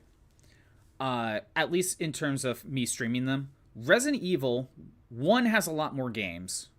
And 2, the prices for each of those games are reasonable enough to where I need to actually get them myself. Silent Hill, on the other hand, all of them are way too expensive, and there's like no way to get them except for like the newest one, right? And even then, the newest one that's true. Even then, the newest one is a hardware limitation for me. Probably, I need to play on a console or get myself a Steam machine if that becomes an option later. But all of the Silent Hill games, I looked it up. All of them are super expensive. So I would find another way to play them, if you know what, to get a hold of them, if you know what I mean. Yes, I understand. So because of that, because I would find another way to get a hold of the Silent Hill games, or at least the main first 4, or somewhere around there, that's a lot easier for me to start. You know, Yeah. You know, I can just get them all very quickly. I think that's the best way to say it. Again. Yeah, although with 4 specifically, you can get that on Good Old Games. Oh, there's a digital version? Yes, Okay. but only for 4 as of right now. Weird. I do like physical copies, but if there's a reasonable price for a digital version, then that's what I would do. Yeah, I know it goes on sale pretty often, but even when it's not, I think it's very cheap anyway. Okay. I know 1, 2, and 3 are super expensive, and there's like no other way to play them. So Yes. Yeah, that's just kind of something you have to just... There's no way I'm getting those original copies. Oh yeah, it's $10, not on sale. Oh yeah, that's easy. So there's a chance... And it goes on sale fairly often too, so... So there's a chance it's slim, but it's there. Yes, I wouldn't say no to Silent Hill, Shrub. Because, again, I feel like Silent Hill is definitely one of those... for a first playthrough, it's more interesting to see, if that makes sense. Probably even more than Resident Evil. Considering I've also watched Let's Plays of Resident Evil games, so I kind of know what happens. That's true. But there's always a difference between watching and playing. But I do see that potential. I'm super looking forward to Resident Evil 9, though. Right. But I do see that potential with Silent Hill, Shrew. It's just, I'm more likely to pick Resident Evil over Silent Hill. Yeah, that makes sense. But see, then, I kind of figured that'd be the case. Mm-hmm. Have I played Catherine? I have not played Catherine. That's something I could play. That's something I could play too, and that's an Atlas game. I just don't have it. It's okay, I could be wrong. Catherine's a weird little game. I like it. Isn't there a modern version on like PlayStation 4, or is it PlayStation 5? I think there is a modern version, but they did that Atlas thing where like they changed the ending or something like that. They changed the ending, and there's like another route to go through. Yeah. Catherine Fullbody, yeah, thank you. I've only played the original Catherine, so I wouldn't know. Is the original Catherine PlayStation 3 only, or was it also on 360? I think it's even on Steam. The original version is on Steam. I think so. I think it still is. Oh, okay. Not that I would play. Yeah, Catherine Classic. There it is. Oh. I was gonna say, not that I would play the original, but if they changed a lot of things, is there reasons to play both? I'm unsure. I have only played the original, so that would be a shrewd question. Oh, it looks like the original is on 360 as well. Good to know. So, Shroob, is there reasons to play both, and can you kind of give me a brief idea on why there's reasons to play both versions instead of just playing the full body variant? Okay, I gotta head back to East Shroud. Or Eastern Thanaland. Yeah. God.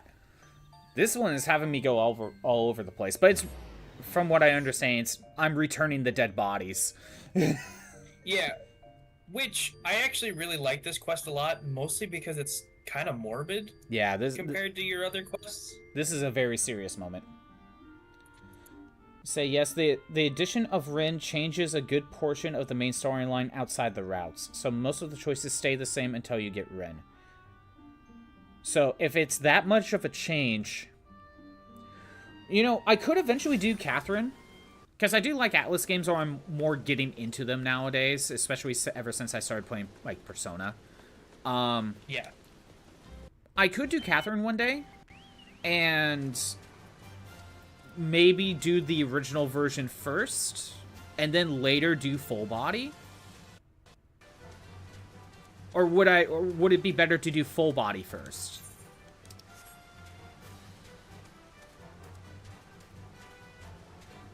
Hello? Oh, yeah, Shroob is, once again, deferred to Shroob. Yeah, I get that. I just, there was silence there, so I didn't know if you had a specific thought on that. Oh, no, I don't. Like I said, I've only played the original, so I wouldn't know what full body is like at all. Right.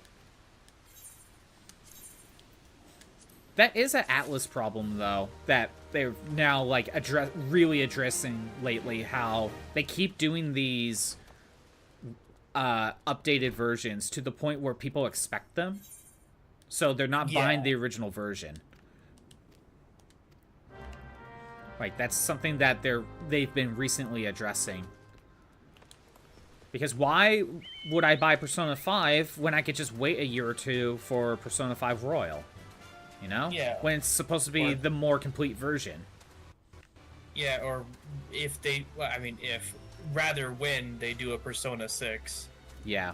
Although it sounds like they're doing 4 Remake first. Well, yeah. I figured that'd probably be the case. Yeah. How your experience went when you bought the OG game? There's a story involved to my question. There's a story involved to my question of should I play the original first and then go to full body.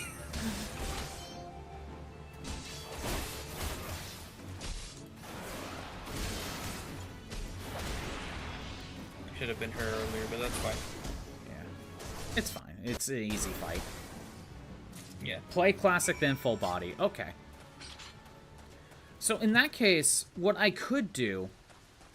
The problem is, a lot of my collection is on PlayStation 3 for physical copies, but we all know how PlayStation 3 doesn't like capture cards.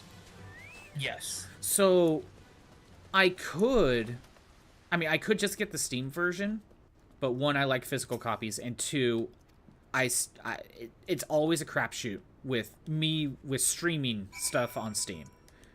Yes. Like, after a certain point, it's a kind of a crapshoot on, like, is it going to work or not? Or is it going to stutter? But I could get the 360 version. And because I now have a 360 to work with. That's true. So I can capture card through that for Catherine, for the original Catherine. I fondly hoped that I might be the first to speak with you. Would that I had been so fortunate. Voice acting. And then if I eventually want to do full body, I could get it on like PlayStation 4 or something. Let's see. What happened was you pre-ordered the deluxe edition because Atlas owns your soul. The special edition came with boxers. Like, it actually physically came with boxers. At lunch, you were the only girl in line, and they assumed you bought it for your boyfriend. You're like, no, this is for me. I want the boxers. At ease, adventurer. I come on behalf of the Empire. On the contrary, I mean to revive the scions of the Seventh Dawn. That's And to amazing. that I love end, that. Like, oh, he's I gonna have come love in these. search of a legend, the greatest engineer of our time, Master Sid Garland. I have come for you. Oh, this guy's Sid. If you are mistaken, child, he is but a poor soul who bore witness to the horrors at Cartano. I beg of you, leave us in peace. Wait, Nah, this is mine. Yeah. Mm-hmm. You met Troy Baker when it came out, and he was so hear me, nice and fun. Sid. Oh, you actually met Troy Eorzea Baker. That's needs cool. you.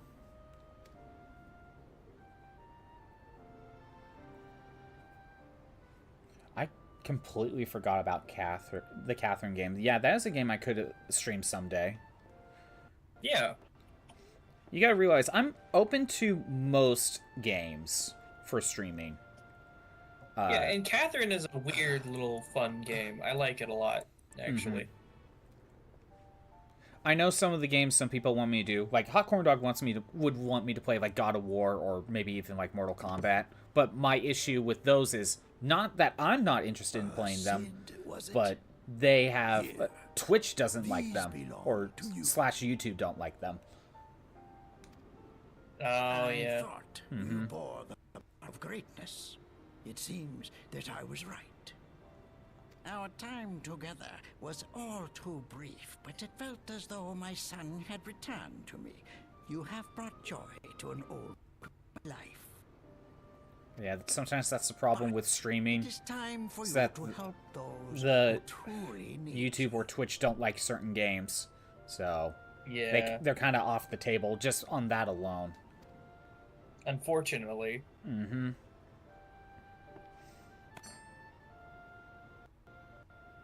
Although, now that I think about it, if I do more just off-stream, like, Discord ones, Who I could probably play those are you? games exclusively on there, more or less. That's true. Yeah. Alfino Leveilleur. And At Troop your says service. Catherine doesn't show anything, thankfully, so. Okay, good. As a scion of Seventh Dawn, I stand against our primal and imperial foes, as my grandfather once did. I guess that is a workaround for getting a first playthrough, but not being able to stream it. Just kind of just do an offline Discord one, more or less. I don't know. Yeah. It is no secret what befell our order at the Waking Sands. Word has already spread across Eorzea. The other option is to just record it on its own and just kind of treat it like a Let's Play, if that makes sense. Cushions true. Are far greater And then than you censor realize. what's needed. In the wake of the calamity, Yeah, that the could also three work, I city-states guess. Focused their efforts solely on reconstruction, Either way, you know, it would be better than, leaving you the know, scions to getting combat the flagged for primal some threat reason. unaided. Yeah. But doing that one is more like a YouTube thing exclusively. And And Yeah. lo, we are all but destroyed. I don't know. Like, I Yet haven't even messed if around with YouTube on that our much. demise and abandon what I little still hope need they to work have on that left, project we I need to cannot work on. forsake our duty, now least of all. The Ixal have summoned Garuda once more, and she torments the people of Kurthus as we speak. Oh, Actually, we're going. funny thing, We're going after the the reason Garuda why- soon. Okay, sorry. I think the reason why I like Catherine so much is Appetite because for of the fact destruction that they don't far show exceeds anything. that of other Hmm. primals. Because I am not straight. Worse, I am in very her not present straight. incarnation, Didn't know that. Our Baldessian colleague, But I Yeah, didn't need I to. mean, I didn't need to passes ask. both Ifrit and Titan Well, in yeah. strength. Yeah. Yet, therein lies an opportunity. Were we somehow to defeat Garuda, it would serve as a warning to the other beast tribes that even their mightiest gods But yeah, can Catherine be felled. came out before I kind of got interested in Atlas games, or mainly Persona. So like, it was kind of off my radar. Or I kind of saw it, but I'm like, I don't know. You know, I didn't even know what it was. We A are friend to gifted it face to me. our foe. that's also a Must factor, first isn't it? Circumvent the tempest Yeah. that shields her sanctuary. And for that, we need an airship. Your airship, Sid. I have An Yo, airship? nice. The OG Deluxe Edition came with the t-shirt boxers and it came in a pizza box. Yes, Sid, you do. Why Your does that very own airship. Why does that sound like it would have been a Devil May Cry thing? It was last seen in Oh, the yeah, 'cause of skies the over pizza. Gridania, not long before the calamity. I So would let love us a begin special our search edition Devil there. May Cry pizza box. Devil May Cry is definitely a game series I could definitely stream at some airship. point. Oh, definitely. My airship? Again, for me, most games are on the table. It's just a Yeah. matter about getting them, more or less. Wait. And I love me some Devil May Cry, so...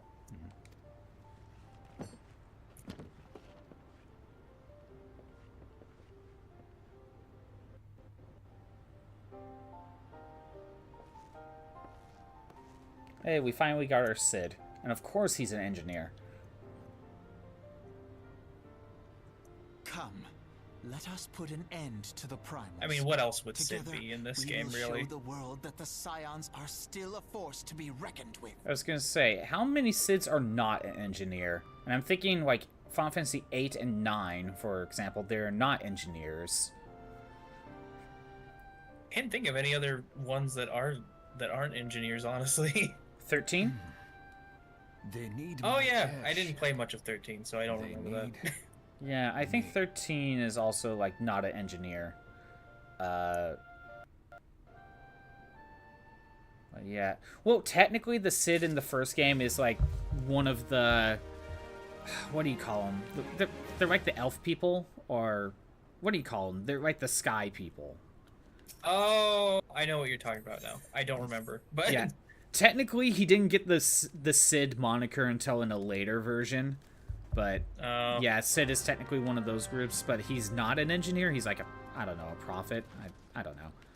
But yeah, 2, 3, 4, 5, and 6 are all engineers. 7 is, well, yeah, also an engineer, but he's more about going to space. But he has his own airship.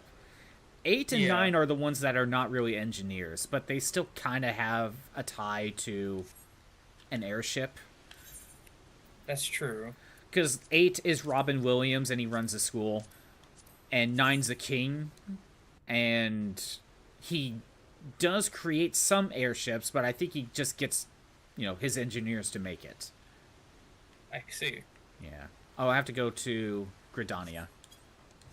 Yeah, well, when you do that, I have to mention that I probably gonna have to drop out now. Alright, that's all good.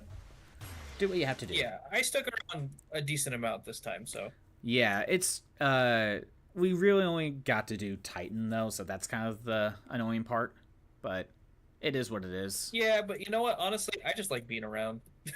Yeah, just the chill vibes. And there's probably going to be a point where we are going to be able to do a lot more of, like, dungeon grinding, isn't there? Oh, absolutely. We'll be Yeah. able to do way more later on.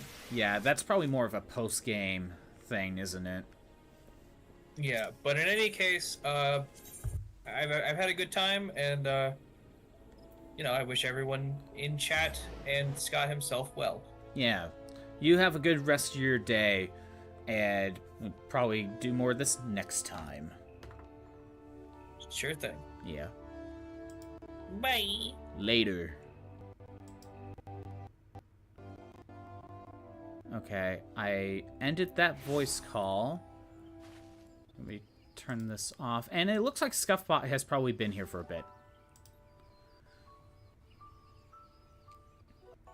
Cid is a class, not a person, obviously. Yeah, he's like, it's like The Legend of Zelda, Cid's just a reincarnation every time. Think about it, I think Cid in Final Fantasy X is also an engineer. And I never played 11. Back in here. The Cid in Final Fantasy XII, I think he is also an engineer, but he's also kind of the one of the big bads too. You want to play 15? Because you got Cid and Sydney, who is their car mechanics.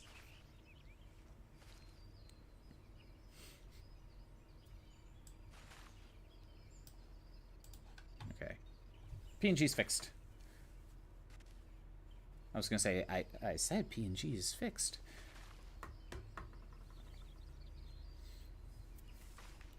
Alright, I gotta get over to this next town. Oh, hey, Orphan. How's it going? Just continuing the plot in Final Fantasy XIV, more or less. Although I may start White Mage quests and stuff like that. Hope you're having a good day, Orphan Maker. What's going on?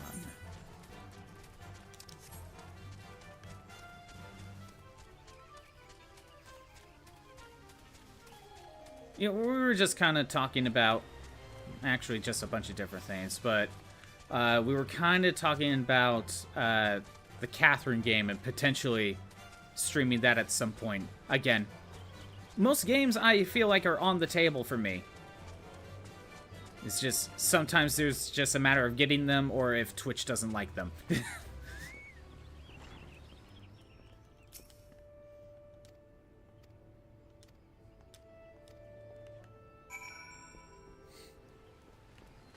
But yeah, I could probably pick up Catherine, the original Catherine, on 360 at some point. And then we can use the capture card for the 360 and stream it that way. And then later on, potentially do full body. And I could get like a PS4 copy for that one. Honestly, if the PlayStation 3 wasn't so, like... if it didn't have issues with capture cards, I would just get PS3 copies.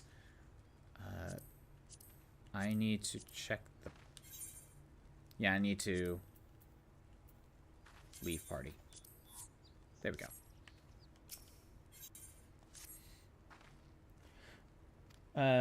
You want to find a really obscure game for me? Ooh. And you also mentioned that, I think I didn't mention it. Earlier you mentioned something about Fear and Hunger, I believe? Oh, that was pretty far back.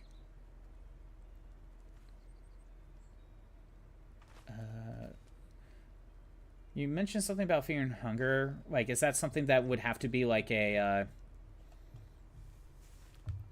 post, like you can't necessarily play it live type of game? Where am I going?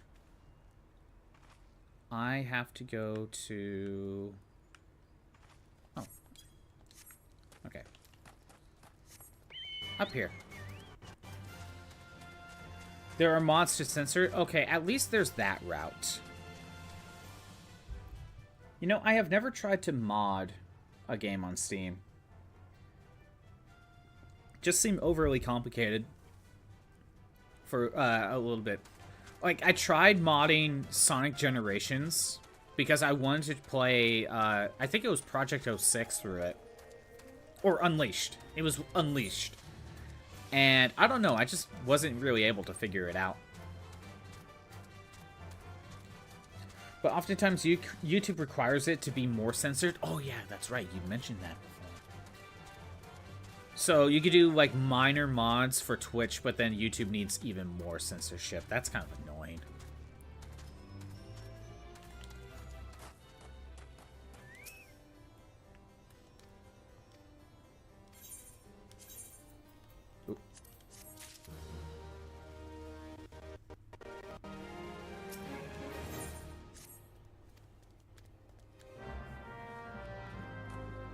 Find the missing knight. No, it's... Where are we looking at? Oh, just right back there. Got it.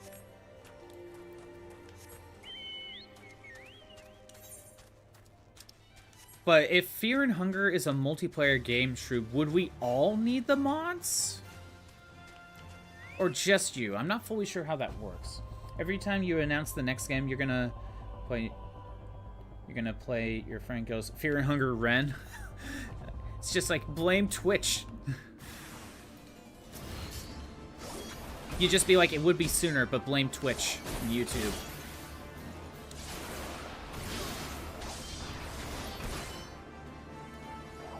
The one you're stealing from me, stealing me is Dark Pictures. You did mention Dark Pictures before. And I think I looked it up on Steam, and I think there's like, what, 4 of them or something? And yet I know nothing of what they are about.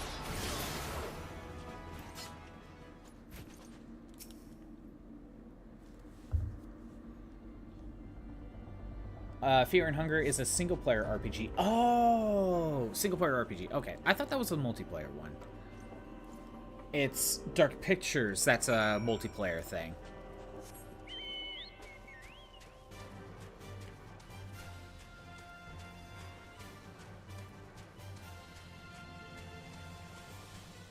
Oh, yeah, one thing I was going to bring up earlier, you brought up Final Fantasy X, and one thing I was going to mention how Final Fantasy X-2, or X-2 was brought up, but one thing I was going to bring up with X-2 is that it's very, like, some people like it, some people don't like it. It kind of depends on the person. And I'm of the person that kind of doesn't like X-2. For a few different reasons. The battle system is not necessarily the problem, even though, like, going from 10 to X-2, where 10 is a, you know, it's a very turn-based RPG, whereas X-2 becomes an active time battle, it was a whiplash moment for me, going from one straight to the other. But the battle system has its, interesting choices to mess around with. Your sister was obsessed with X-2. A lot of people were, but to be honest, I just didn't like it. Like, it's not that it's, okay. I think it's because, one, I think Riku's annoying in this one and not in the original, and two, I wasn't really caring for Yuna's character. It kind of seemed like she strayed too far from her original personality of the original. And I kind of understand. I understand the mindset is like, sin is gone for good. So there's a reason to celebrate, right? And let loose. And I think Riku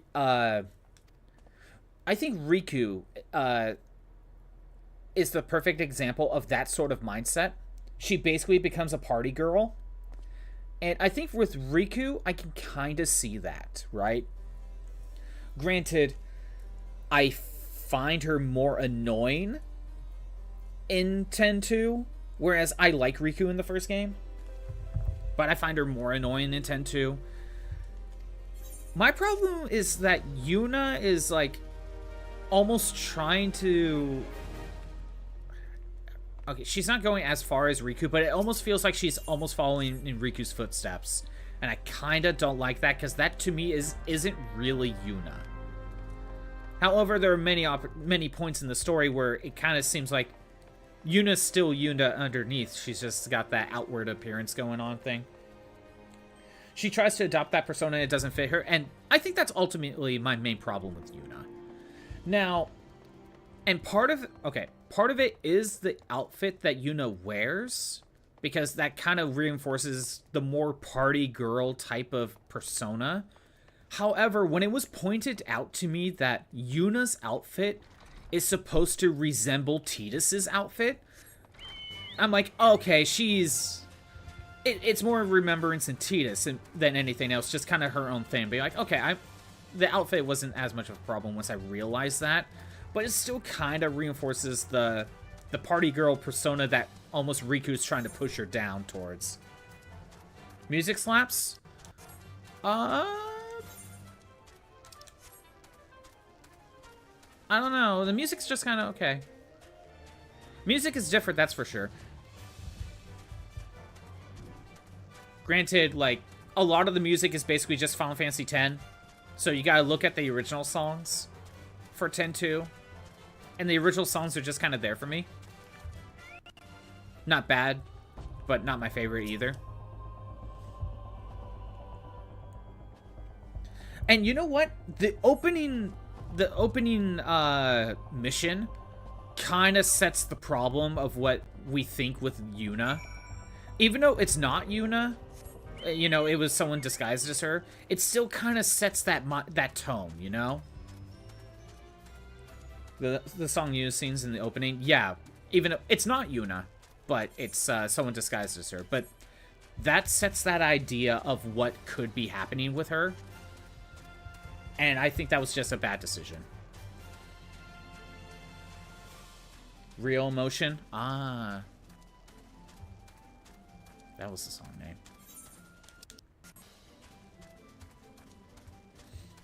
Again, I think this is one of those things where if this was Final Fantasy XI with a different cast of characters, I think I'd have less of an issue, you know? But it's the fact that it's Final Fantasy X and the fact that it's Yuna is more my issue. Is Yuna disguised as a pop star? I think that, no, it's been... No, it wasn't Yuna. Someone else was disguising herself as Yuna who did the concert.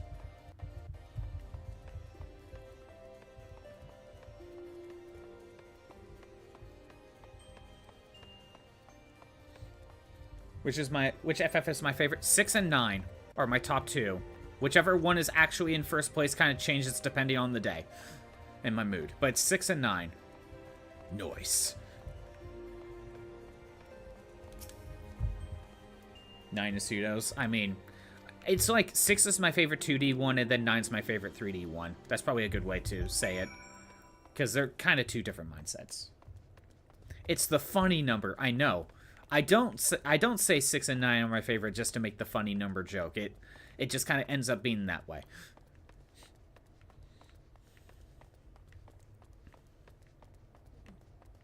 But I do really like 10. I put 10 in my top 5. I'd probably say like below 6 and 9 are not necessarily in this order, but 10, 5, and 4, probably. Not necessarily in that order, but, you know, be the next 3. Where am I going? Because, to be honest, 10 was probably, like, one of the last ones I played. And, you know, we've seen all the memes with Tidus before, so I'm like... And, you know, all the jokes that Tidus is a dream. So I'm like... I didn't have high expectations going in, but then when I'm actually playing it, I'm like, no, in context, this all makes sense. And then I just ended up liking the game a lot more.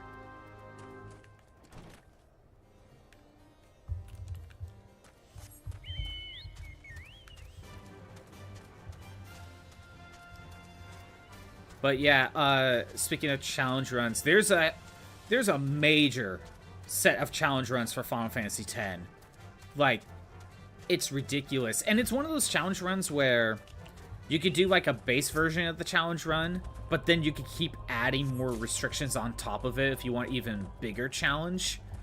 So Final Fantasy X could get nuts. Because the base challenge run for Final Fantasy X is the No Sphere Grid challenge.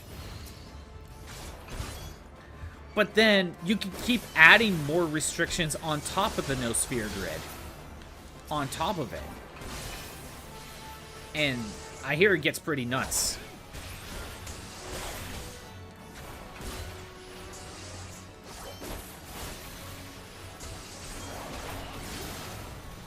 Because one thing you could do in just a basic No Sphere Grid challenge is you can do weapon mods and make better weapons that way. And there's probably plenty of other things you can do to make just No Sphere Grid run like super simple. So that's why people just keep adding onto the base No Sphere Grid challenge to the point where it's basically an acronym. And I couldn't even tell you what... I don't even know what they all stands for. Here, hold on. Let me go ahead and... Because Retro Achievements actually has a subset specifically for this one challenge. This big challenge, not like the base No Sphere Grid. Let me see if I can pull it up.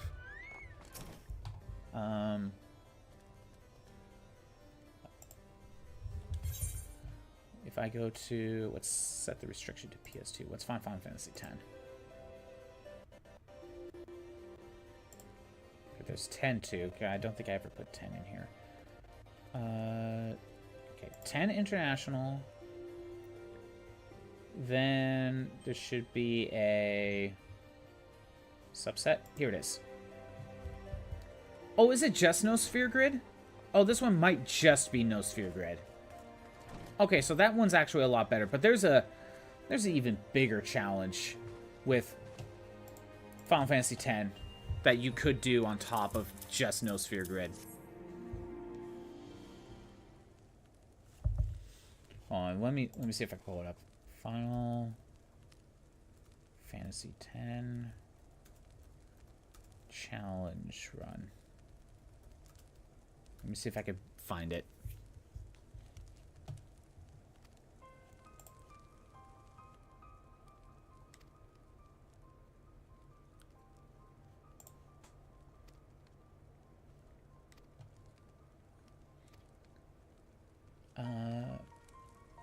I think people are just talking about the basic no sphere grid.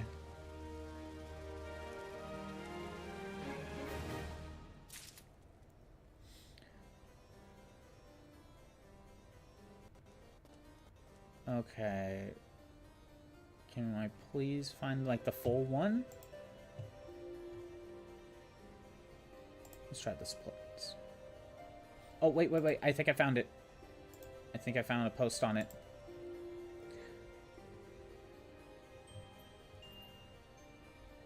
Okay.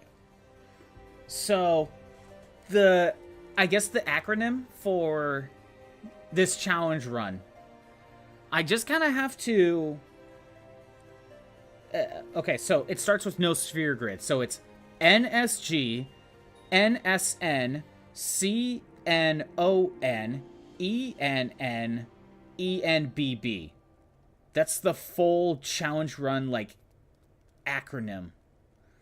Now, can I find, like, what it actually is? Okay, so it's no sphere grid, no summons, no customized, so you can't do the customized weapons, no overdrives, no escape, no encounters, so you have to fight things, basically, and no blitzball, so you can't use blitzball to get rare items.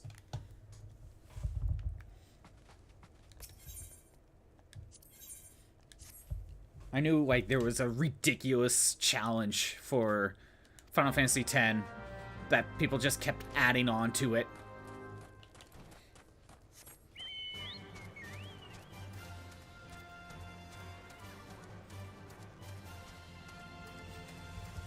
If one of you makes me do that, I mean, I think it's one of those challenges that I don't know if people have actually completed. But, like, I would do it. I might be mad, but I would do it. Granted, I'm probably more likely to just do a basic, like, no sphere grid run. Just kind of do, like, the most basic variant of it, just to see how it goes. Just to kind of get used to it, and then eventually work the way up, if that makes sense.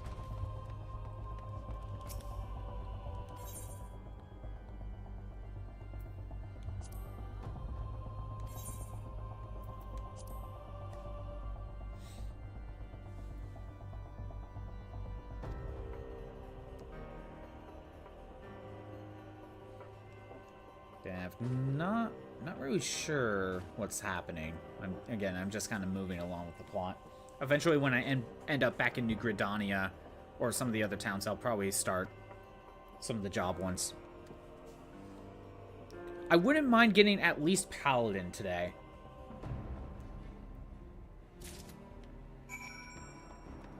I think I at least want Paladin today.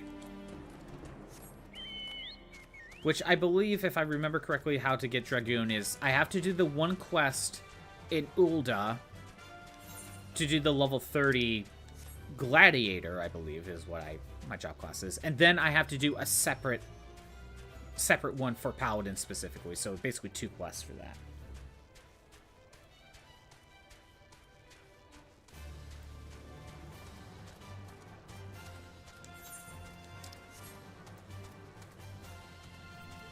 I'm trying to think of what challenge runs you could do in Final Fantasy X-2. Also, trying to get 100% in X-2 is annoying as hell. Considering that, oh, you didn't talk to this one person in this chapter, this one random NPC, well, too bad. You missed out on 100%. Like, it's that easy to mess up, and there's no way for you to know. Where did you even find the challenge runs? I think I've just seen some YouTube videos talking about Final Fantasy challenge runs.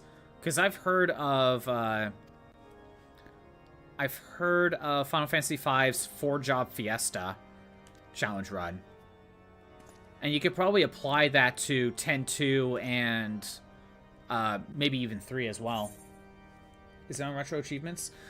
Some of them are, actually. Some have retro achievement listings. But I know I've seen like YouTube videos where it's like 10 challenge runs you can do for Final Fantasy games. Number 5, Burger King foot lettuce. I don't know. But yeah, I know I've seen like YouTube videos for people listing out challenge runs. Also, Final Fantasy IX naturally already has a pretty big challenge that I have personally never done. And it's, you hate that voice? Number 5, Burger King foot lettuce. Because this is what every top 10 creator's voice has to be. It's the law.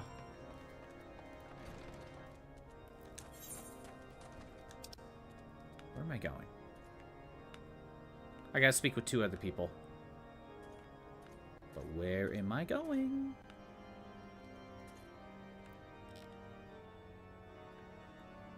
Where am I going? Okay, one's back down here. Oh, okay. I see how it is. You hate that voice because you know that's how every top 10 ranking creator does their voices. I think part of the problem is, like, the big one that does top 10s is, like, the Watch Mojo. And that's kind of how they do their voice. It's that very fake voice where you can tell they're reading off a script. And you could probably tell they have no idea what they're actually talking about. There was one specific guy. A very specific ranking channel you have in your head. The inflection pissed you off. Oh my god. How come, like, every top 10, everyone that does, like, rankings has to do their voices like that? Do the inflections that way? I don't understand. Is it because of Watch Mojo?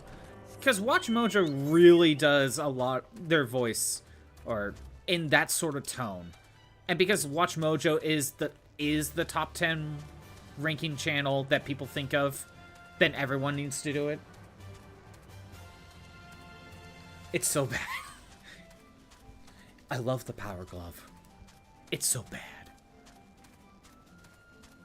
Remember when bad used to be like a replacement for the word cool? I don't, but I know the 80s did.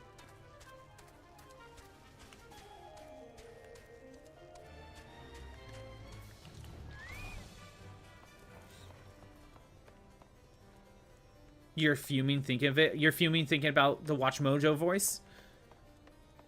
But if I'm gonna be honest, I think you could probably blame Watch Mojo because they're the industry plant popular YouTube channel that does those sort of things. And because that's the voice they kind of do for that, everyone kind of followed suit. That's kind of my guess. And I kind of feel like Watch Mojo is some sort of industry plant.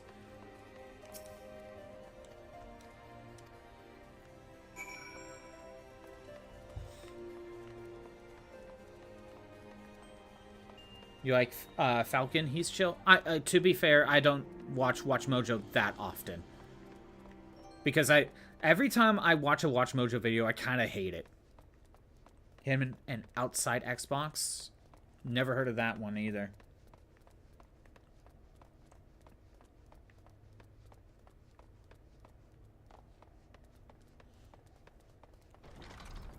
No, it's not Watch Mojo. Okay, good. You know, there used to be a time where I used to watch a lot of ranking videos. It's like favorite moments in RPGs, or, you know, top 10 saddest deaths in video games, you know, that sort of thing, right? Favorites, top 10 fighting game characters. I used to watch a lot of them, and I think I just kind of stopped after a while. I think I got my fill. To be known as that your Arknight's UD starts with 69? Nice. Never played Arknights.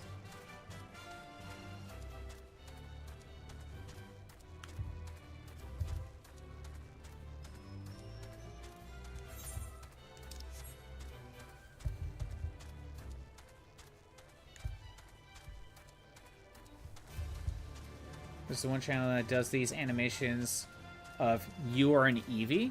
I don't think I've heard of that one. And so silly. I don't think I've ever heard of that one. That doesn't sound familiar to me. The Pokemon YouTube video that I did like watching, like when it came to like it was like an animation. It's at first it was Pokemon Golder, and then it was Pokemon Omega Ruby and he hasn't made one in a while, but I watched those a lot. You made Fish Wash. You were an Absol.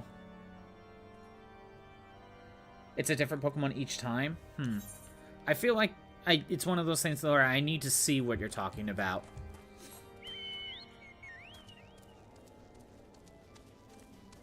Oh no, like, when I think, like, Pokemon, like, animation channel, I kind of think Pokemon Golder and Pokemon Omega Ruby like, those are funny. And that's... They also kind of do a lot of, like, background stuff, kind of like with Terminal Montage, where there's, like, background elements where if you pause it, there's, like, a little thing in the background type of thing.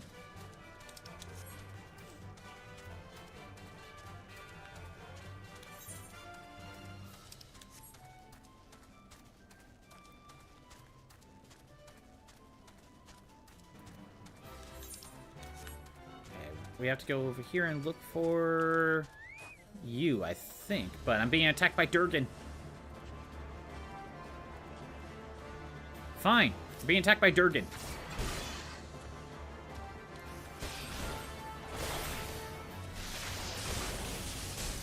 And, of course, the other Pokemon one I've seen was, like, the Egoraptor one.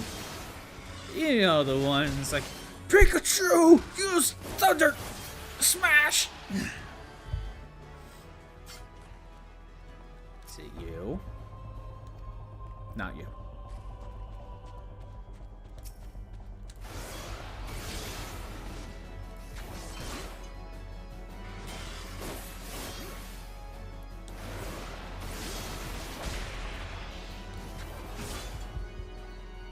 I used to really like the Awesome series. It's too bad he just never makes them anymore. But he doesn't have to. He has Game Grumps. He can just coast the rest of his life now. And coast is the correct word to use here. Because to be honest, Egoraptor hasn't tried in a long time.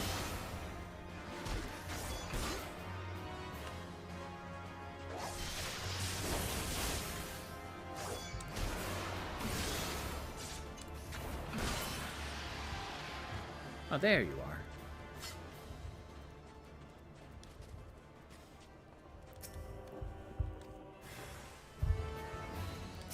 Oh, it's a bit Durgan.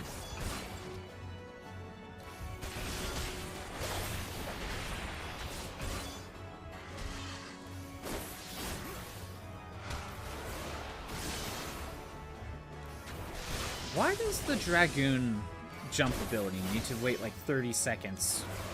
It's not that great of a skill.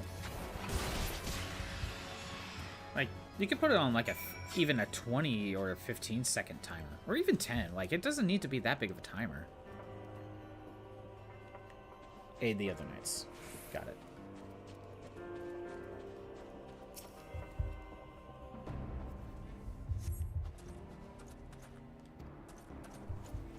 But I know Final Fantasy XII has a low-level challenge where it's 112233 or something like that. Or it's 111223. Basically, everyone is their starting level and you never leveled them up. Final Fantasy XII has basically a speedrun challenge. You have to basically get to the end of the game within 12 hours. Because, in-game, that's how you get the Excalibur 2 weapon. You have to get to basically the end of the game in under 12 hours so you get Excalibur 2. But at that point, you're basically skipping, like, the entirety of the game. Speed through every dialogue, ignore everything, skip cutscenes. It just kind of never felt right to me. That's why I never attempted it. I love Final Fantasy IX. Every time I play Final Fantasy IX, I just want to kind of re-experience everything again. So when the entire point of getting the Excalibur 2 is just ignoring everything about it, I'm just like, I don't know. I like 9 too much for this. But eventually I'll probably do it. Considering that whenever I do get to Final Fantasy IX on stream, I'll probably do retro achievements. And I know the Excalibur 2 is one of them, so I would have to do a separate run. Yeah. Is PNG frozen? PNG might actually be frozen.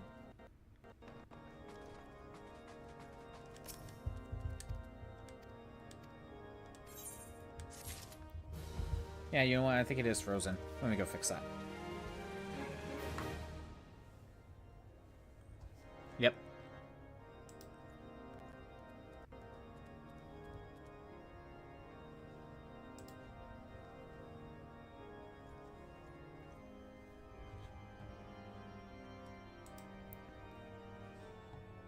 But yeah, Final Fantasy VIII also has a low level run, because that game you never actually have to fight anything, because all the enemies scale with your level, so you can actually be low level and play the entire game perfectly fine.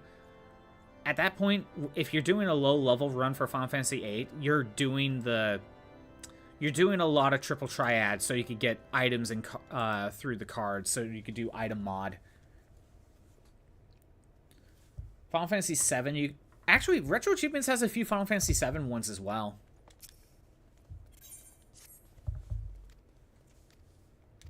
That could be done.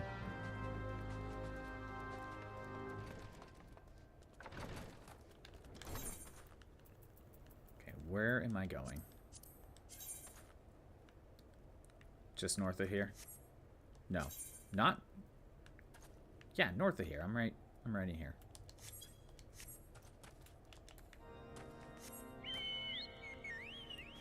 Oh, no. I'm looking at the wrong place. I need to go south.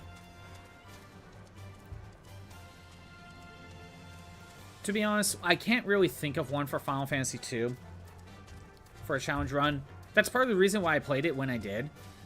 One, to do another Final Fantasy game, because I hadn't done one on stream since Final Fantasy I.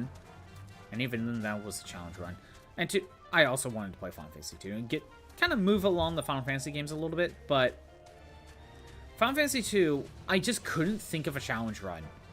And I was thinking maybe if I streamed it, maybe a challenge run idea could pop up. And honestly, I still don't really know. Other than maybe like Firion only. You know? Yeah, only use a single character. Right? Like that's the only thing I could think of. But as I kind of showed when I played Final Fantasy II, it is very easy to break. Even just a solo run probably wouldn't be that much of a challenge. Because all you need to do is do a little bit of grinding to up your weapon level. And there are easy ways to max it out. If you went to level up Toad, you can get the Toad spell very early if you are willing to save scum and grind enough. And then grind that up. Grind up the Toad spell. Then at that point, you could do the matching minigame, and you could get yourself the strongest weapon in the game. Like, very early.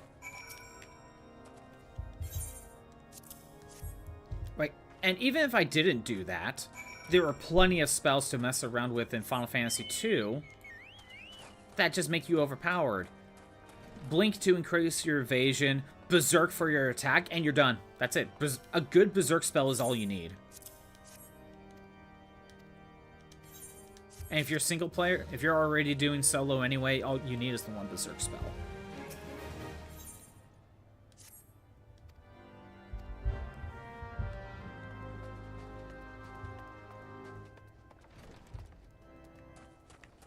Final Fantasy III, at least you can also do something similar to a 4-job fiesta that is done in 5. But Final Fantasy III doesn't have the best balances for job classes, but you could probably do 4-job fiesta. And Final Fantasy IV is also one I can't really think of a challenge run for. I would need to look into it. Other than maybe like a solo run.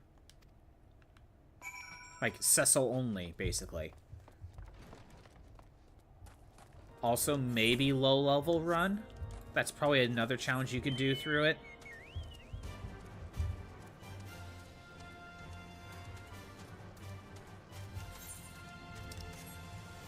But yeah, 5 has 4-job fiesta, which... 4-job fiesta is every time you get to a new crystal, you get a new set of job classes to work with. And 4-job fiesta is basically, okay, this one character, you randomize it, can only use the knight class from this crystal, nothing else. So basically, at the very end of the game, each character can only use 4 job classes. Does it count as a challenge run if we make me do it with a Guitar Hero guitar? Yes, I would think. I would think so. I don't have a Guitar Hero guitar. I would have to get one, but kind of, yeah, right?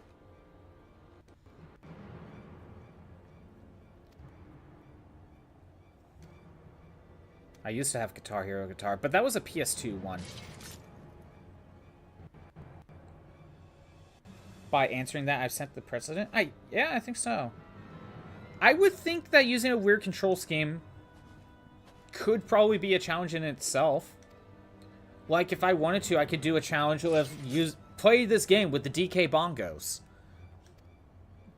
That could potentially be one. But that one might need to be a case-by-case thing, true. Katamari DDR mat run. I would need a DDR mat. And I don't fully know how setting something like that up fully works. So, like, that's something else to consider. But potentially, using different control schemes is not something I thought about. Oh, actually, sure. One issue with that, though, to prove that I'm using those controllers, I basically need to go through webcam at that point.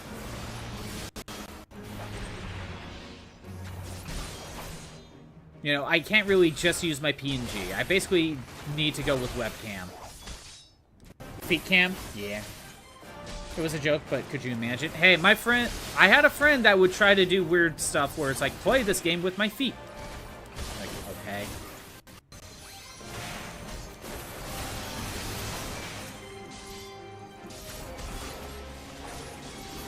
The whole new type of viewer. Okay. Would I even want that type of viewer? Do I really want to attract the feet people? Feet people are the freaks, right? Kind of half joking. Half. It's for the content. It is for the content. Isn't there like a... I was gonna say, there's another guy here.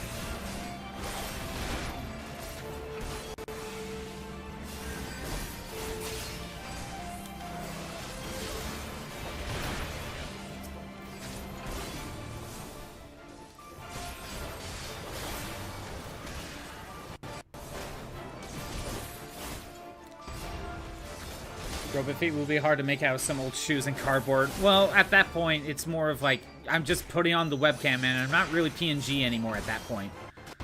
Or even VTuber model if I have that by that point. So, like, those ones will be way harder to, like, set up and make work.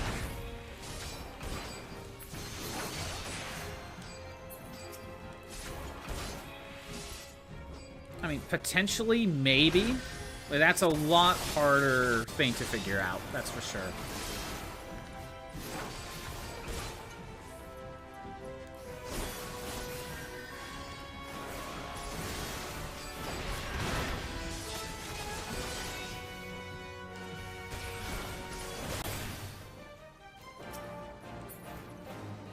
Oh, he summoned the wyvern.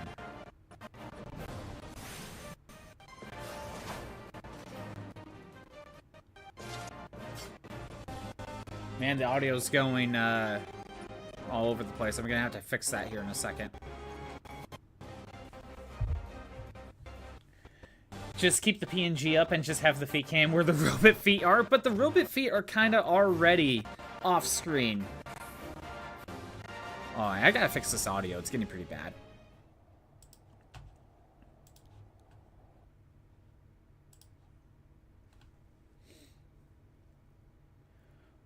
Robot feet would be hard to make out.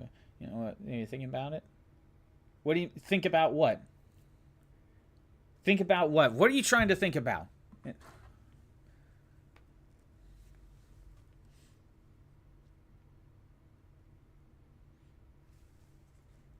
Scheming, you're plotting. I don't know if I like that. Is the audio gonna come back on? I don't know if I trust you planning. If you're planning things, it's probably not that great of an idea for anyone else. Audio? Oh no, it's not it's already running. Guys, don't you know my capture card is running the audio now? It's running. Clearly. I am correct to assume it's not a good sign if you're scheming.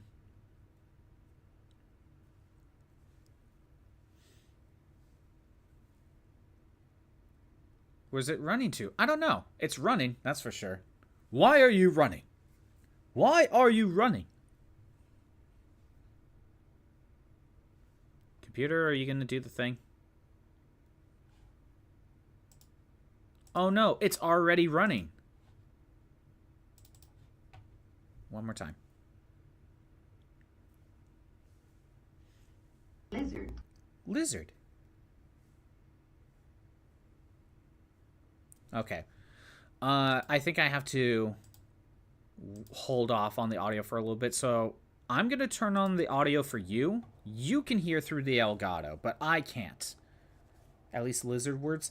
Well, it's because it's I have to pull up the capture card app to get audio playing through the speakers, so that way I can hear it too. But if I turn on Elgato, the Elgato audio itself, it's running already normally, so you should be able to hear that. But now I can't hear the audio. And I'm not going to turn on my monitor's audio because there'll be an echo. So what I'll do is I'll play for a little bit, and then I'll try fixing it again. It should be fine. Sometimes if it's already running, you got to give it a little bit more time for the computer to be like, oh wait, no it's not.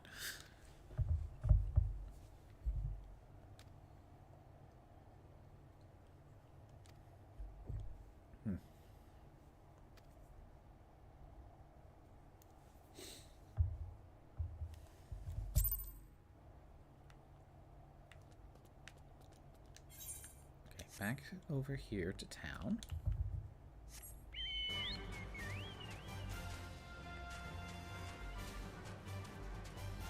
You know, Shub, I brought this up in Discord today, but, you know, I've been seeing a lot of, like, people prepping for, like, Valentine's Day stuff, so I see, like, you know, Twitter artists being like, hey, I got this base, art design, you know, there's a raffle, you know, you and one other person get, like, the Valentine's, like, PNG art, whatever, right? You know, I see moments like that, like, one, I don't really have a reason to have that, but I just keep thinking to myself, it would be kind of funny to see the robot there. Because it just feels so out of place.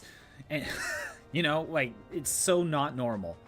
And part of me just thinks that would be a funny thing. It would be hilarious. See, at least you get what I'm getting at. I think that part of my humor is just seeing the robot do,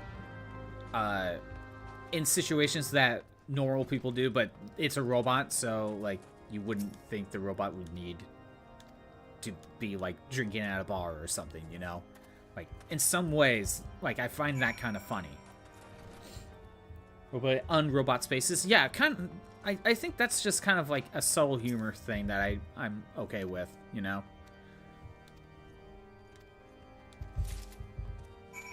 You just got a horrible idea? Oh, no. Well, great for you, horrible for me. What is it? I know you brought up in Discord with, like, it was, like, that idea, but it's, like, me and Hyacinth, but I'm like, okay, Hyacinth has heart eyes, but I have the, this is my life now look. Because you know that's how it would be. Again, like, when you brought up your bot, and I told you, like, it needs to be, like, the Sonic Amy dynamic, that's just kind of how it probably is with Hyacinth as well.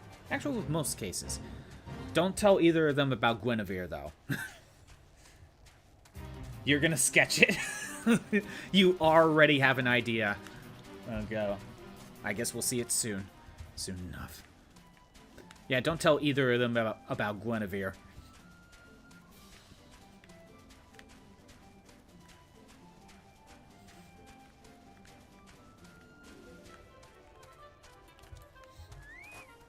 I'm gonna hate it. Oh, no. I guess we'll see. Possibly. The price of being friend... You'll sketch horrible things back. This is the price you get for being a friend with an artist. And not just an artist. An artist that will typically do, like, shipping / fanfiction. I don't know how much you do with that, but, like, if an artist does either of those things, that's what you're gonna walk into. Because it's one thing to be an artist. It's another to be an artist of someone who does fanfiction / shipping content. Drawn male friends pregnant before when they pissed you off. Yeah, and there it is. Prego art. That's another one.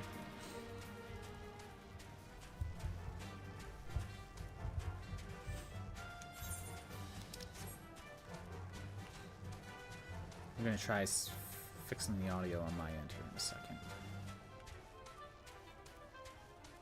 I have to get into the building, don't I? Or into town. Yeah, there's not a pathway over there.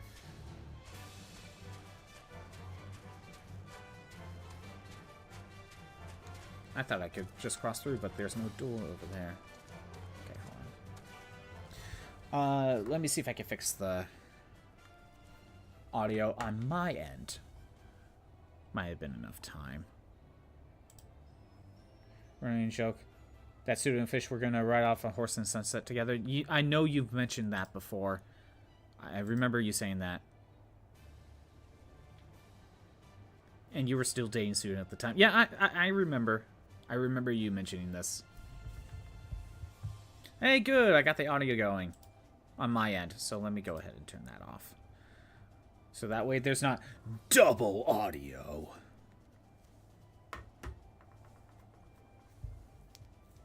There. Now I'm not sitting in awkward silence.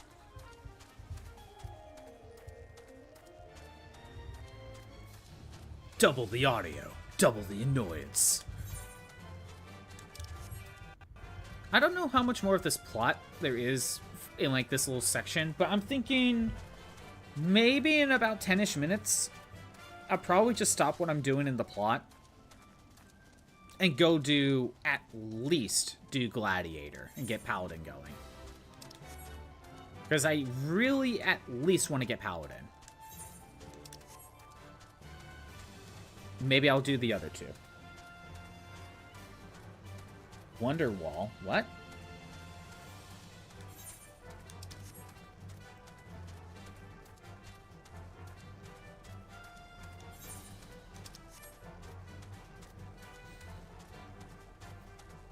Did you already post something on Discord or something?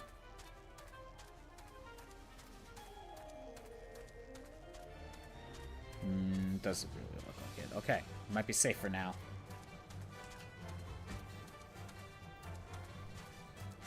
Well, yeah, it's a joke. Okay. I don't understand the joke, so. And as we all know, jokes are funny when you explain it.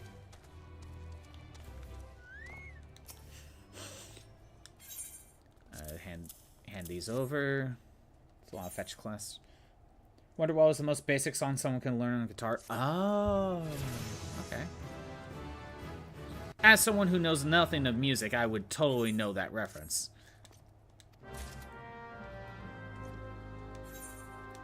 I'll talk to someone in here. The joke is anyone can play it, right? Okay.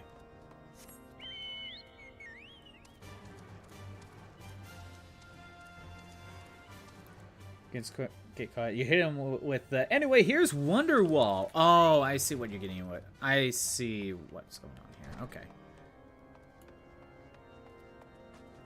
It's like the Family Guy bit. And now, Mr. Conway Twitty. Or whatever that bit was. That just kind of wastes time and everyone hates it.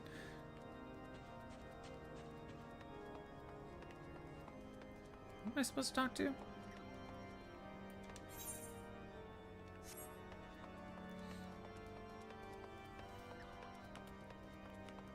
I thought it was in that building, but they didn't seem to be in there. Is there a lower level? Yeah, okay, so there's no one in here, so maybe there's a lower section. As someone who just found out Wonderwall is a song, not a band, you assumed you feel it. Wonderwall does sound like a band, doesn't it?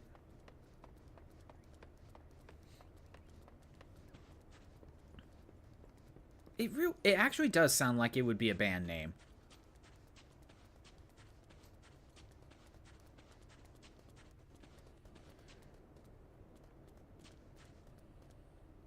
Maybe you could be the one to save me? Is that like some of the song lyrics of Wonderwall? The song is overplayed. Oh, great. I would love it. I don't recognize those lyrics, but it's probably one of those songs where if I actually heard it, I probably would know what you're talking about. But it's been a while, so I don't fully remember.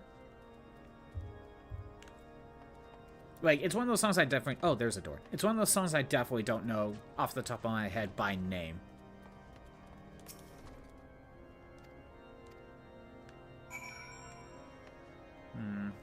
In here?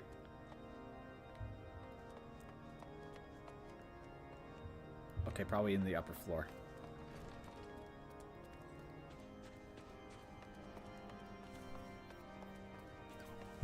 Again, I mentioned before, I feel like with overplayed songs, I feel like We Are the Champions is one that's just constantly overplayed. We Are the Champions and what's the other one? That pairs along right before it as well. Like, both of them are overplayed.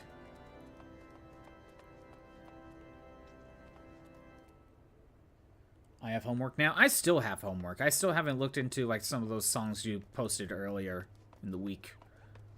Because I'm lazy. And I forget. Get distracted. Do I go in here? But yeah, I did boot up the PNG art program a little bit yesterday. And I kind of worked on it a little bit. But it's definitely one of those scenarios where I don't want to show it even as a work in progress just yet. It feels a little too soon for that for me.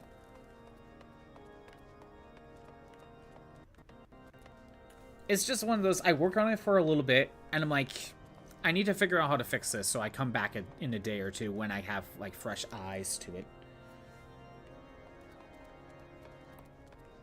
Why am I having so much trouble trying to find my way around in here? Am I like, is it because I'm half paying attention? Or is the layout confusing? Both are very possible.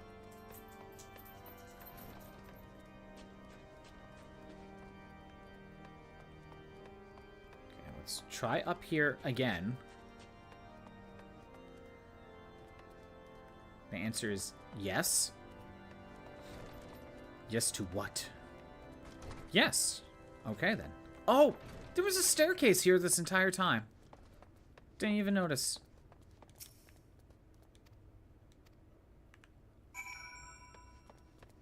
No wonder. I can't tell if it's me being dumb or if the layout's just kind of confusing. Both are entirely possible. And that's the answer to yes.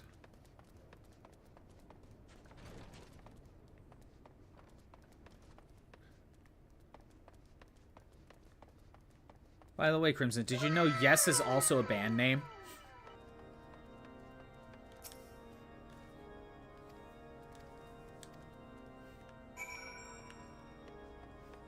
They made the song Roundabout. At least I'm pretty sure their band name is called Yes.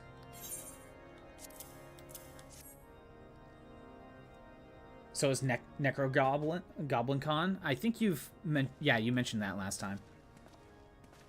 Yes, it's Yes. Okay, thank you. Thank you for reconfirming that the band Yes does exist, and they made Yes made Roundabout. Thank you.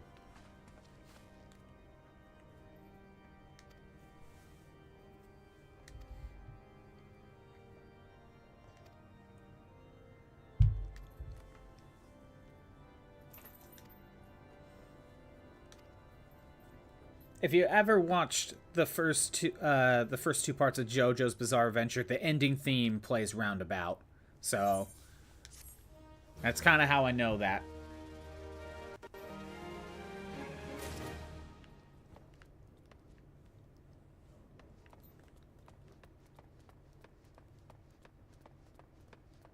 Again, a lot of these are just super quick. I'm assuming it's up here.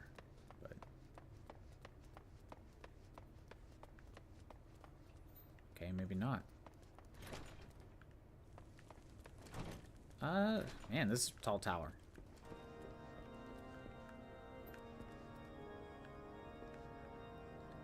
Ring the bell. Nope. Right. You know, I kind of have Dark Souls on the brain. I keep thinking that the fall damage would kill me. It only happens in battle.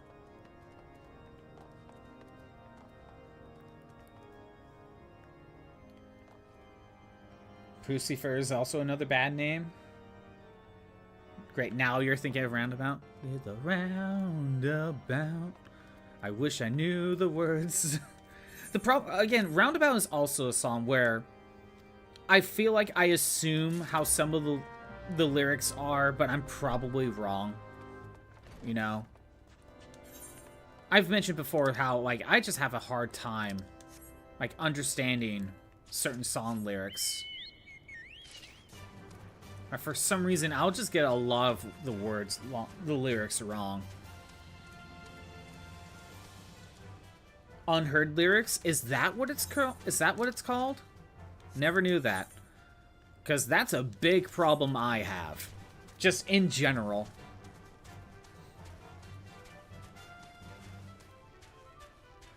You could probably apply that to any song with lyrics. I probably have that problem somewhere in the song.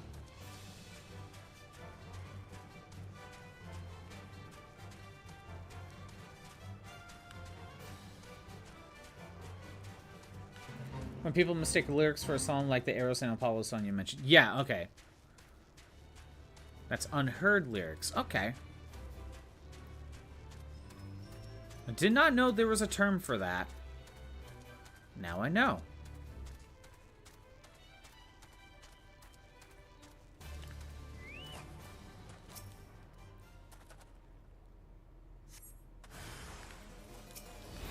You know, kind of a slight tangent off of that.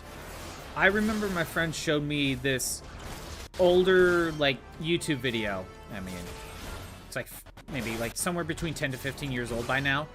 I guess the concept of the YouTube channel was taking a music video and basically making new lyrics to it, but only based on like the lip flaps. So basically, imagine if you muted a song and you were to just had to come up with lyrics based on those lip flaps. That was the that was the concept of like this YouTube channel. So there's always a song that I constantly think of, because that's really there's really only one that I know of, and the song goes something like "Everybody poops, but if they don't, if they're an android and should be destroyed." I constantly remember that song.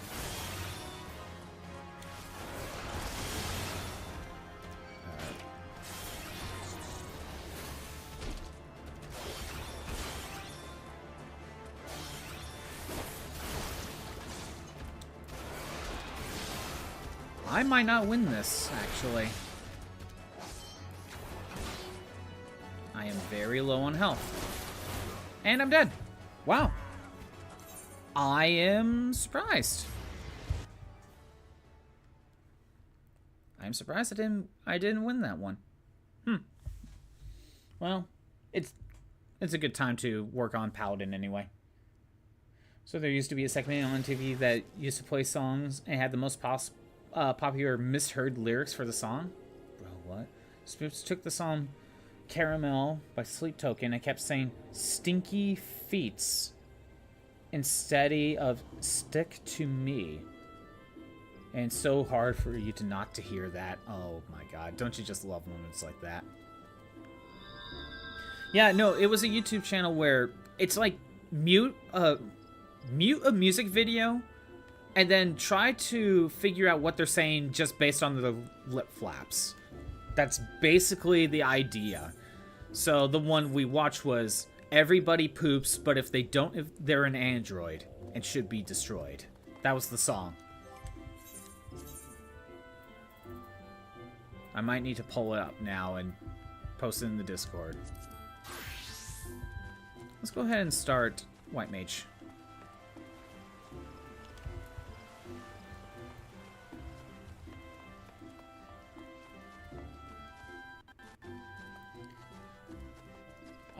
Also calls the band Bad Omens, Bad Almonds. So you keep coming up with different names, like not good cashews, like synonyms. Wow, okay. I can't speak. Yeah, so, stuff like that is kind of, that's, you know, stuff like that is ripe for Weird Al parodies, right?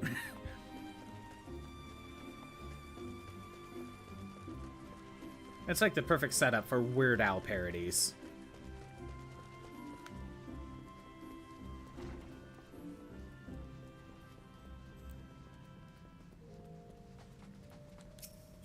Yeah, let's go ahead and start this.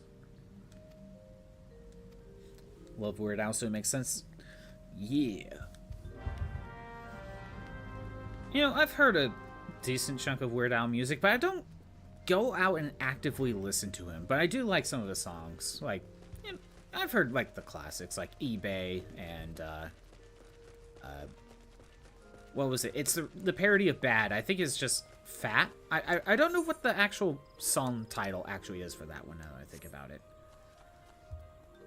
Speak with... No, we'll just do this. So I'm gonna... Since I'm gonna put this on hold, I need to go to South Shroud. Got it.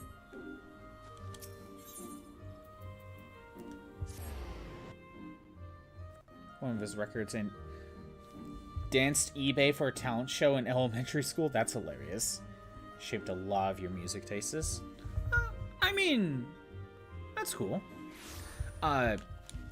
It's funny how it's the parody song guy to shape your music tastes versus anyone else. Not like Queen, not Michael Jackson. No, the guy who does parody songs.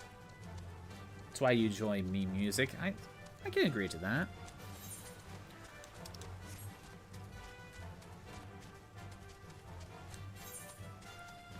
Off to South Shroud. It's gonna take a bit.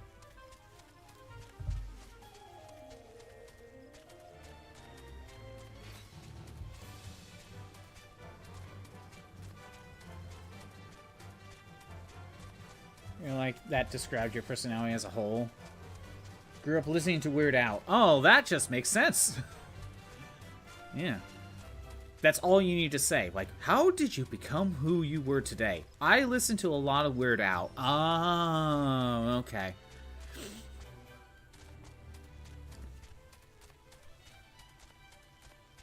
No, not only did I play a lot of video games, but I watched a lot of Disney. More specifically Disney, but a lot of animation, but mostly Disney. Trauma and Weird Al. What a fun combination.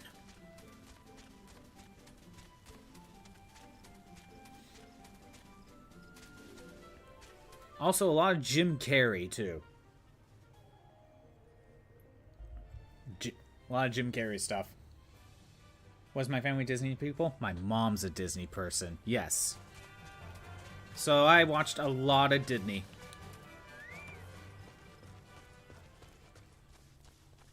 Granted, a lot of the time it became my choice when I felt like watching something. I just put on a Disney movie. But a lot of it was also because that's what most of the VHSs that we had. Yes, this was VHS too.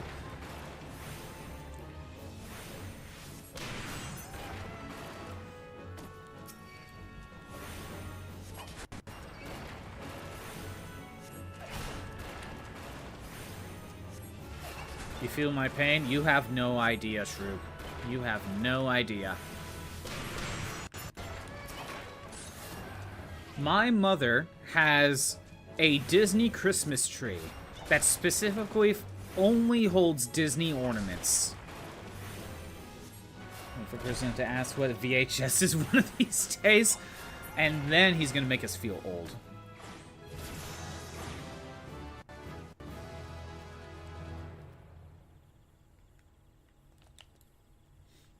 Yeah, my mom has a Disney Christmas tree that only has Disney ornaments. And last time we counted, I think we have about 300 ornaments.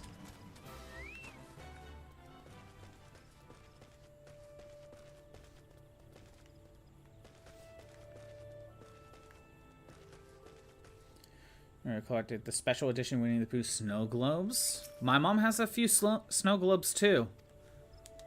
Recently, when we did the... a few months ago, remember how I mentioned when we did some yard sales? And I found... that's how I got the Xbox. I found something for my mom, and she picked it up. There was a bunch of Winnie the Pooh, like, higher quality figurines. She bought, like... She bought all they had, and there was a good, like, 6 of them. She made you draw a custom-stitched Jeep tire cover for her last year. Oh, that's cool. Annual passes. Annual passes for Disney? We're not close enough to Disney to be able to do that. But I know for a fact if we were, we definitely would have had them.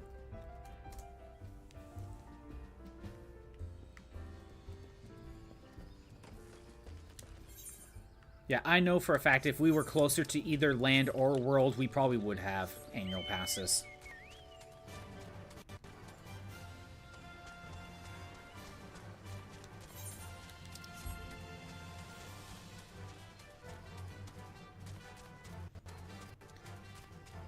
I actually still have some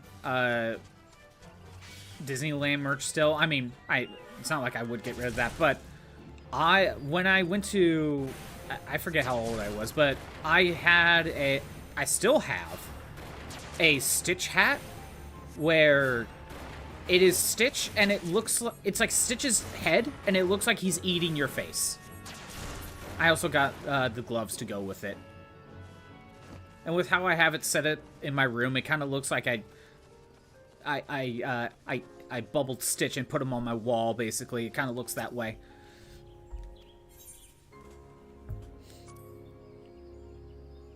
You wore to World every year. I might need to show that hat now.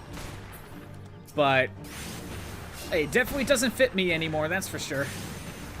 But I still have it. And the little claws.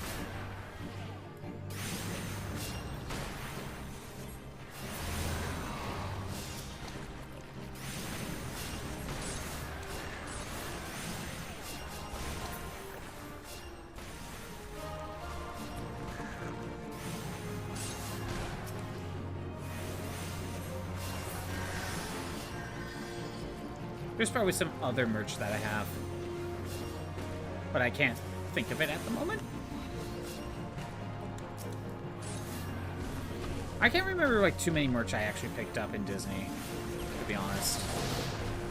Especially since the last time I've been to Disney in Land or World, I just didn't really find anything that I liked. So I ended up not really getting anything. But last time I was in World, I picked up an All Might figurine in the Japan Pavilion just to say I got something. But I didn't even buy that when I first saw it. I just wanted to check to see if there was anything else that interested me, and honestly, nothing. You can't collect Alice in Wonderland? Why am I not surprised? Why am I not shocked?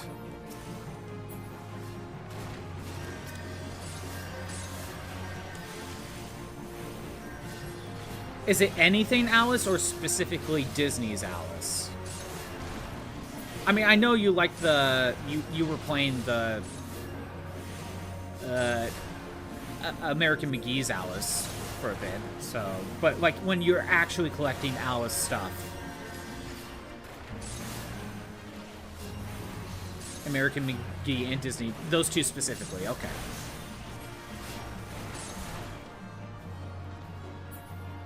Alice in Wonderland is the whole reason it started with the shroom. Again, I am not surprised. How dare? Not Tim Burton? Fair, considering that's not even Alice in Wonderland. It's Alice Returns to Underland.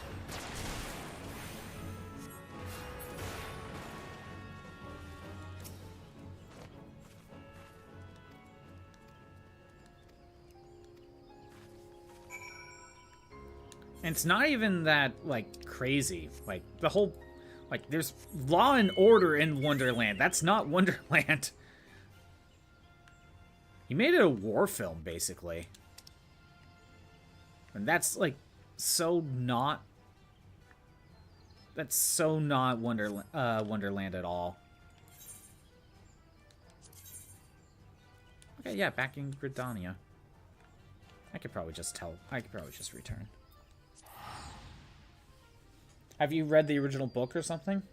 You have an old copy of Alice in Wonderland and Through the Looking Glass, like antiques worth 200. Oh, okay. You literally just answered my question already. Did Alice only have the two books? The original and Through the Looking Glass, or were there a few more?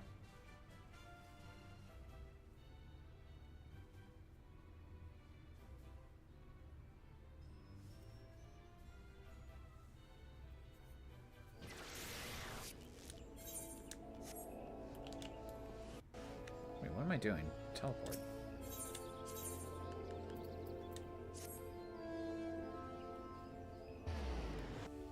One is about the cards, the other is chess pieces. And it's only the two. Okay. Yeah, I never read the original stories, so I don't fully know what's canon, I should say.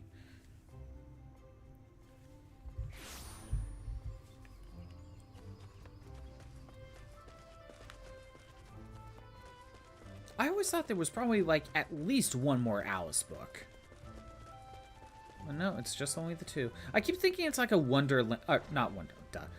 I keep thinking it was like a Wizard of Oz thing where there's actually, like, 5 books, you know? It could be difficult to read in the OG versions. You know what, that makes... I can understand that.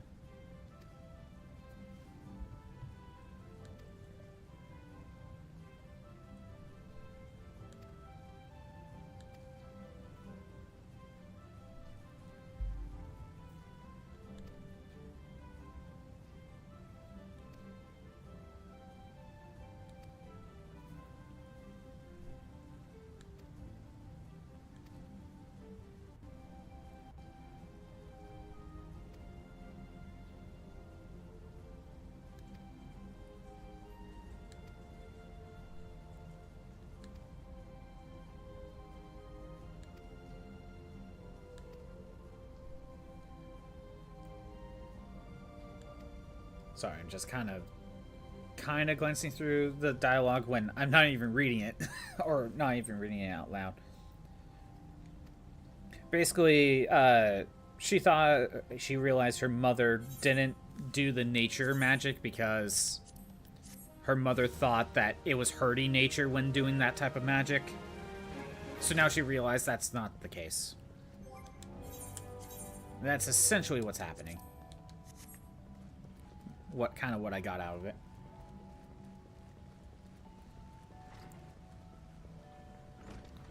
Too many nonsense words in the original language. I would have never guessed, but I'm also not surprised. What year did the original Alice books come out? Do you know off the top of your head?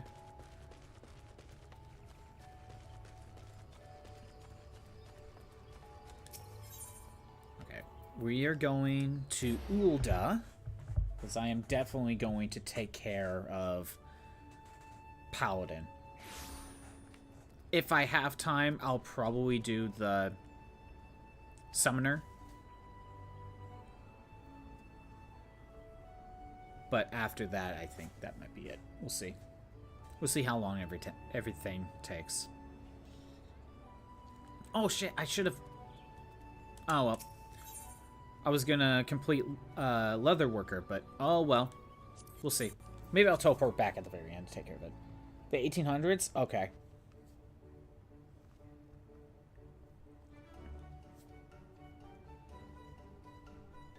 Have you ever looked into the original Pinocchio story? The original Pinocchio is actually a lot more darker than you'd think. I mean, granted, my only experience with Pinocchio is both the Disney and the Tarantino one. But hearing some stuff about the original... No,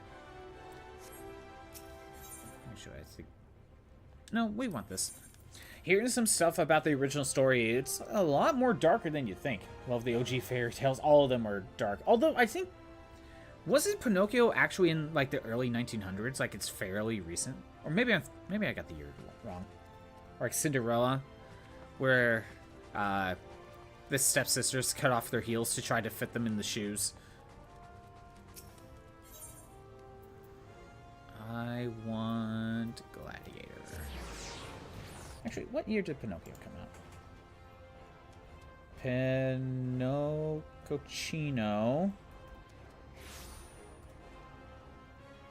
book release. Because it'll probably default to Disney.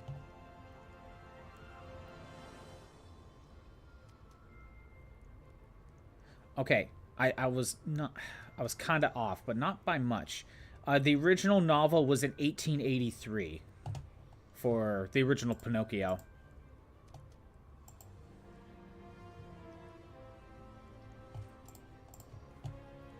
I was thinking early 1900s, but 1880s, so I wasn't super far off.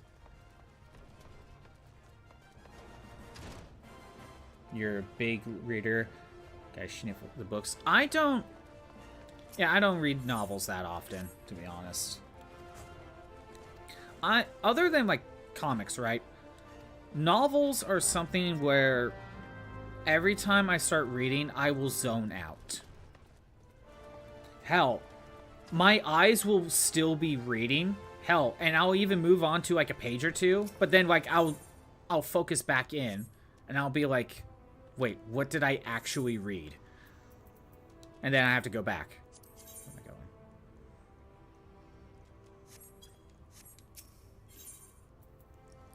So even with novels I'm actually interested in, I have that problem with. It's not processing. Basically, yeah, I just zone out. Even with novels I'm actually interested in, that will happen. You know, at one point, because as a pretty big Kingdom Hearts fan, I picked up the Kingdom Hearts 1 novel at some point, right? However, I still have not actually read it, and I've owned it for, like, let's just say 10 years. I don't know when it actually came out. I have owned it, and I have never read it. Because I know I have that problem where I'll just zone out.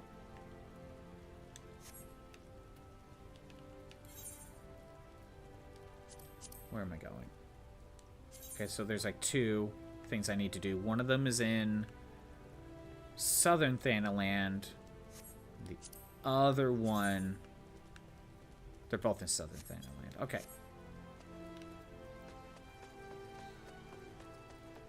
Did you know there's a KH manga? Gee, do I know there's a KH manga as I'm looking at my KH manga?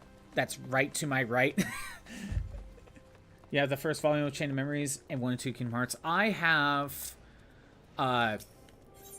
Kingdom Hearts 1 and Chain of Memories. I had Chain of Memories first. And those are the Tokyo Pop versions of the manga. So they were the original versions. At some point, I want to re-get them with the Yen Press variant, so that way I keep at least somewhat consistent. But I have the 358 comics. There's only 5 of them. And I have some of the Kingdom Hearts 2s. Okay, Kingdom Hearts 2 was a complicated one. Because originally it did start as a Tokyo Pop manga. And we got 1, maybe 2 volumes of the Tokyo Pop Kingdom Hearts 2. But then I think Tokyo Pop went defunct after that. So for the longest time, we just didn't have the Kingdom Hearts 2 manga. It was just kind of left incomplete. I don't have those Tokyo Pop ones anymore for Kingdom Hearts 2. Eventually, Yen Press took over. And I guess that's just what the Kingdom Hearts manga is going under now. It's through Yen Press. Which I don't think I have a problem with Yen Press, to be honest. But one of my annoyances with these Yen Press Kingdom Hearts mangas is they're basically 2 or 3-in-1s, but not in like how JoJo has that hardback. These are like newspaper quality type of 2-in-1s, and I don't like them, but it's the only way I can get them. And they don't, because then we lost Tokyo Pop and they don't match. That is another reason why I want to replace my Kingdom Hearts 1 and Chain of Memories, so that way they match a little bit better. But my Kingdom Hearts 2 one, I kind of just hate it because they're the newspaper flimsy quality. When I'd rather just have the individual volumes with the slightly, the normal quality. But I only have 3 volumes of the Kingdom Hearts 2. When I know I need to get a few more. I don't know how many more I need, but I know there's more. And I believe there's a Birth by Sleep one, too, that I don't have. At the very least, there's a Birth by Sleep.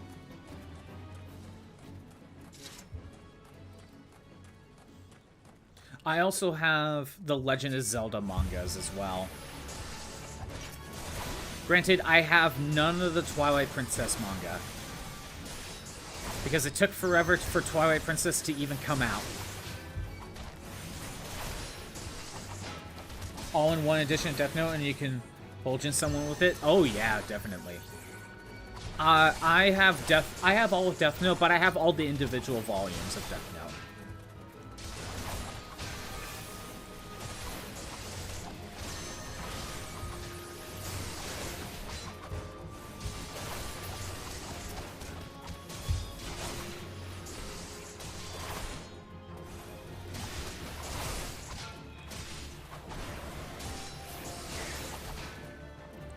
Run.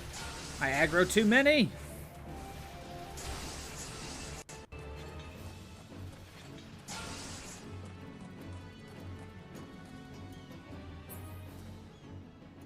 I can't believe I saved myself. You have, like, Minish Cap one? Yeah, so I have all the Zelda ones. And the last one before Twilight Princess was... I think it was Phantom Hourglass. And then, so I picked that up, and thinking there was going to eventually be more, and just nothing happened. There were no new ones for the longest time, so I thought for some reason it was just done. And then eventually, Twilight Princess eventually got a release. Honestly, my problem with the Zelda manga is that it feels like they are told, whoever the writer and artist is, I can't really read it from where I'm at, but it's almost like they are told, get this done in one volume. That's what it feels like to me. With the exception of Ocarina of Time and Four Swords, where those two have 2 volumes each, every other one was 1 volume. And it just kind of felt like it was, the story just rushes itself. It doesn't feel like it naturally was able to do what it could have wanted to do. That was always my problem with it. Now, Twilight Princess, apparently it's like an 11-volume manga. So, Twilight Princess might actually solve the problem that I actually have with it.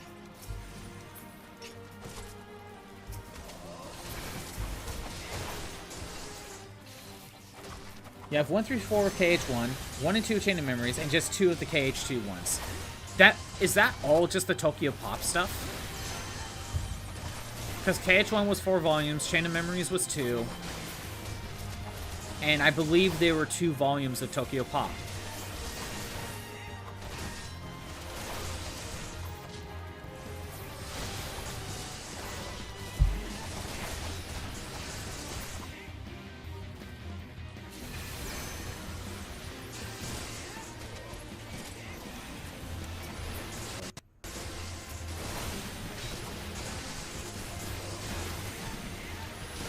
I'm dead. Again. Wow, I'm dying a lot. And it's back to New Gridania. Great. Yeah, it's just Tokyo Pop. You said TP, so I thought it was Twilight Princess for a second. Well, now that I'm back in New Gridania, I might as well take care of Leather Worker for a second.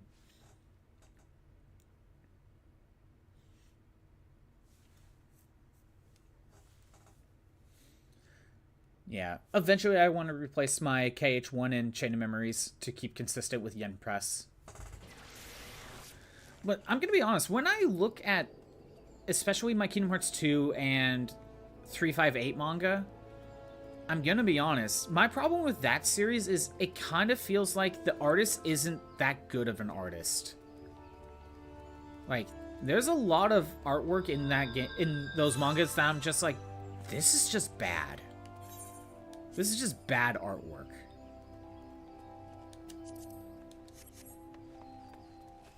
And there's a moment in the first volume or 2 in the Kingdom Hearts 1 or Kingdom Hearts 2 manga where it's specifically Roxas and Cypher like fight each other, right?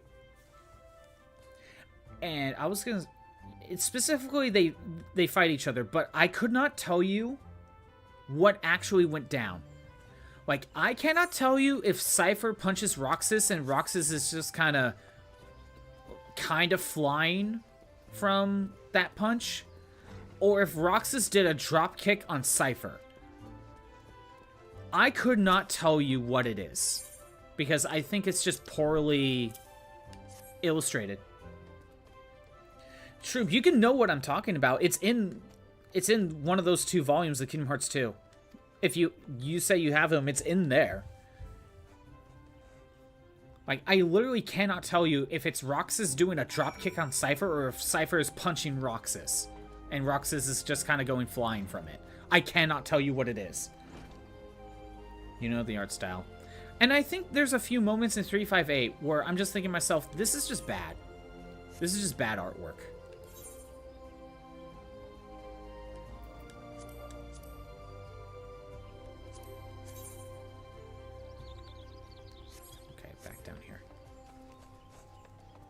Way too simplified, maybe, but not in a art style sort of way. Almost like the artist is either bad or lazy.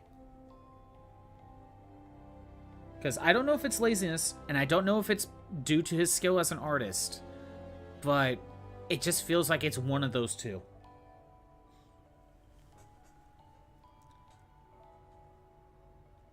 And the other manga I have that's more on the kids side, kind of like with Zelda and Kingdom Hearts, they're kind of meant for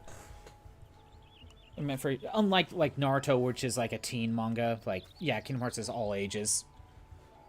Zelda's Viz Kids, and I believe the Zelda one I have, yep, Viz Kids. It's the Mega Man Battle Network manga, or NT Warrior, more specifically, because I think it's more of an adaptation of the anime, which that in itself is an adaptation of the game. It's weird. It's an adaptation of an adaptation.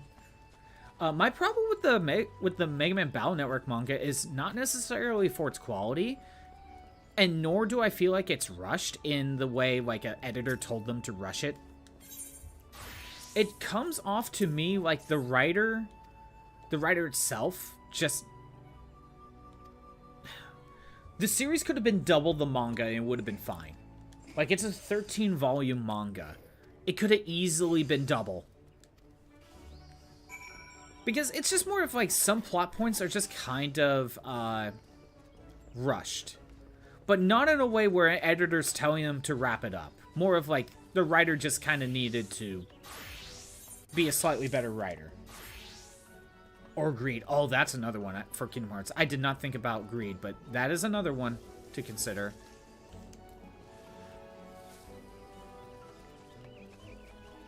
Yeah, no, the Mega Man one, to me, just feels like it could have just been double the length. It could have been 26 volumes, be a little bit more expanded upon. Because there were a lot of times where it just feels like it's rushing, but not in a way where editor's telling him to rush. More like the writer just wasn't the best writer. Because let me tell you this right now. Battle Network 4's adaptation in the manga is literally one volume. Now, granted, the actual plot of Mega Man Battle Network 4, there isn't much there. But the end of the previous volume shows Dark Mega Man. Like, he's the new big bad and Laser Man's with him. And then everything Battle Network related is resolved in the next volume. Everything Battle Network 4 related is resolved in the next volume. I'm like, that could have easily just been like 2 volumes. Like, it feels rushed sometimes.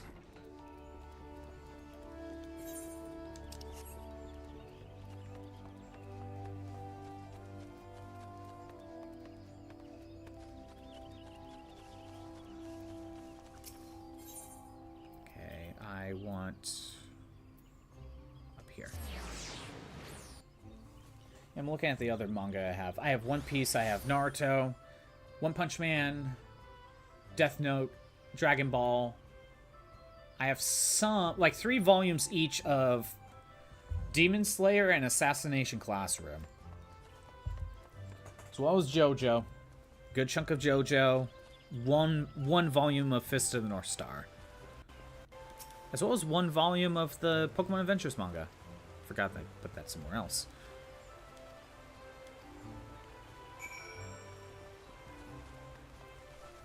Find out a manga you thought was canceled was actually just on hiatus. Well, I guess the Legend of Zelda manga was kind of like that, wasn't it? Just found out D. Gray Man is still ongoing. I have never watched or read D. Gray Man, let alone knew if it was still going or not.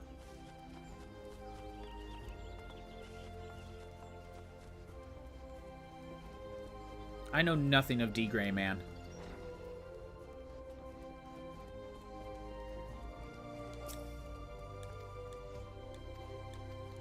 There's a part of me that wouldn't mind getting, like, the Bobobo manga, but sadly, in America, we only got 5 volumes of it. Oh, this is funny. I made this just... I could complete this. That wasn't even part of the plan. I just already had it. Maybe I'll consider D. Gray Man one day. I'll forget, though.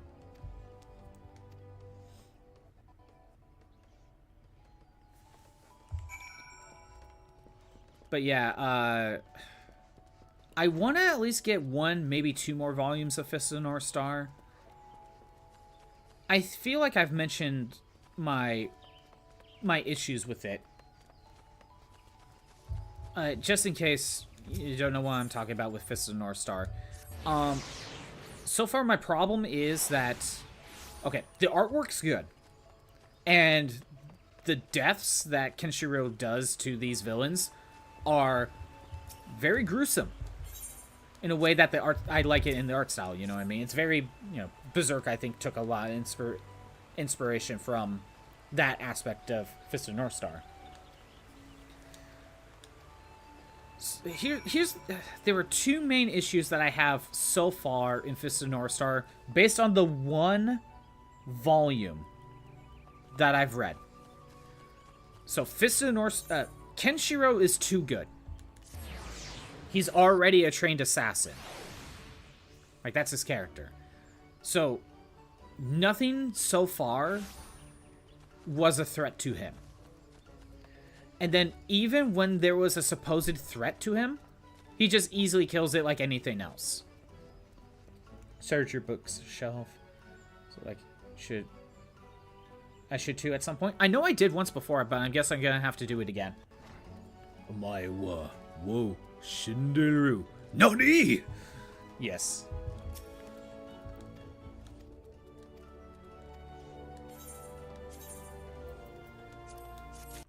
And I can't complete this until I'm low, or I can't start it until level 35. Okay, that's fine. Let's get back to Ul'dah. And you know what? Speed things up. I'm gonna teleport.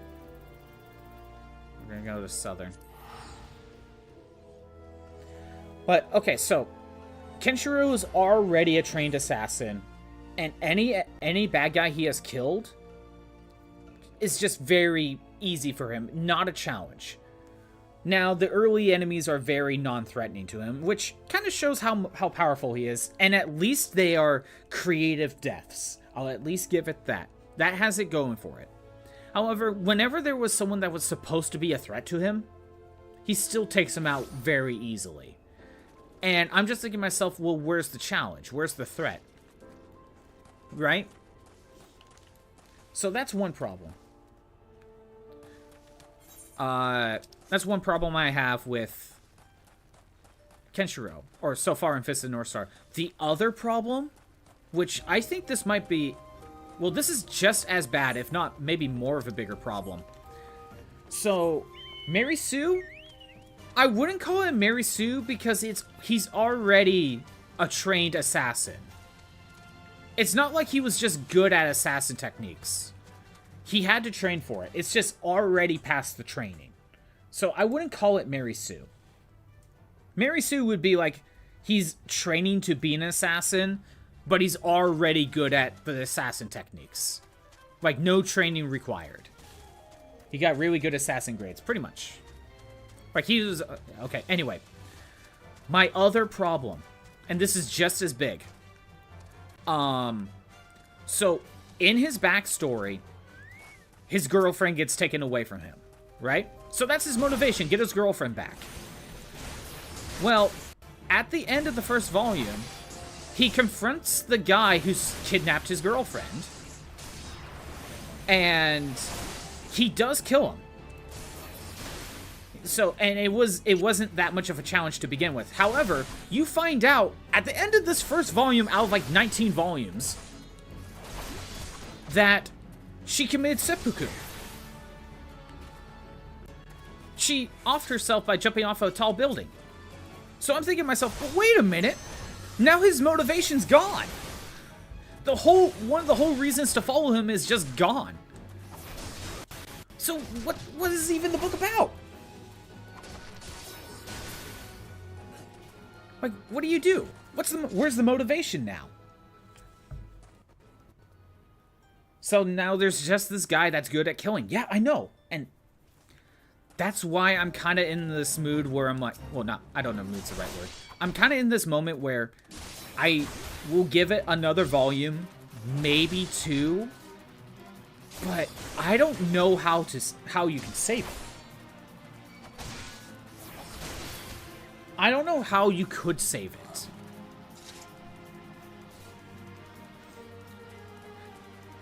Why would they shoot their load so early? Exactly. Exactly. And again, I picked up Fist of the North Star for 2 reasons. One, I played the Fist of the North Star Yakuza game, and that's how I kind of got into it. I kind of want to know more. By the way, I may consider streaming that at some point, because it literally is a Yakuza game. It was made by the same team. It's just Yakuza, but Fist of the North Star. It's actually pretty fun. But in that game, it takes place immediately after he beats the guy who kidnapped his girlfriend. However, they made a change. His girlfriend survived and made it to a brand new town where she's basically on life support. So the fact that they made the change in that game where the girlfriend was alive, and spoilers, by the end, yeah, he does get her back. So that sounds to me that if the creator gave the okay for that, it sounded like the creator even like felt like that was a mistake to do. I think he knew he messed up. That's what it came off as. You know, Troop, if I have a second after stream, I think I'll pull up a panel or two of Fist of the North Star and show you some of the gory deaths in that series. I'll probably post some pictures of the gory deaths in that, because, again, even though Kenshiro is just really skilled at what he does, and the fights aren't really a threat, some of the deaths are brutal.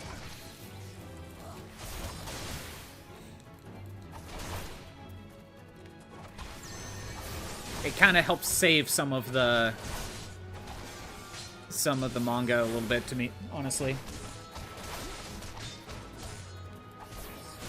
Also, there is a moment where you see I forget his name, it might be Jin, but the guy who took the girlfriend. There's a moment where he's just completely nude, and he's basically a Ken doll. It's just like, okay, this is the thing now.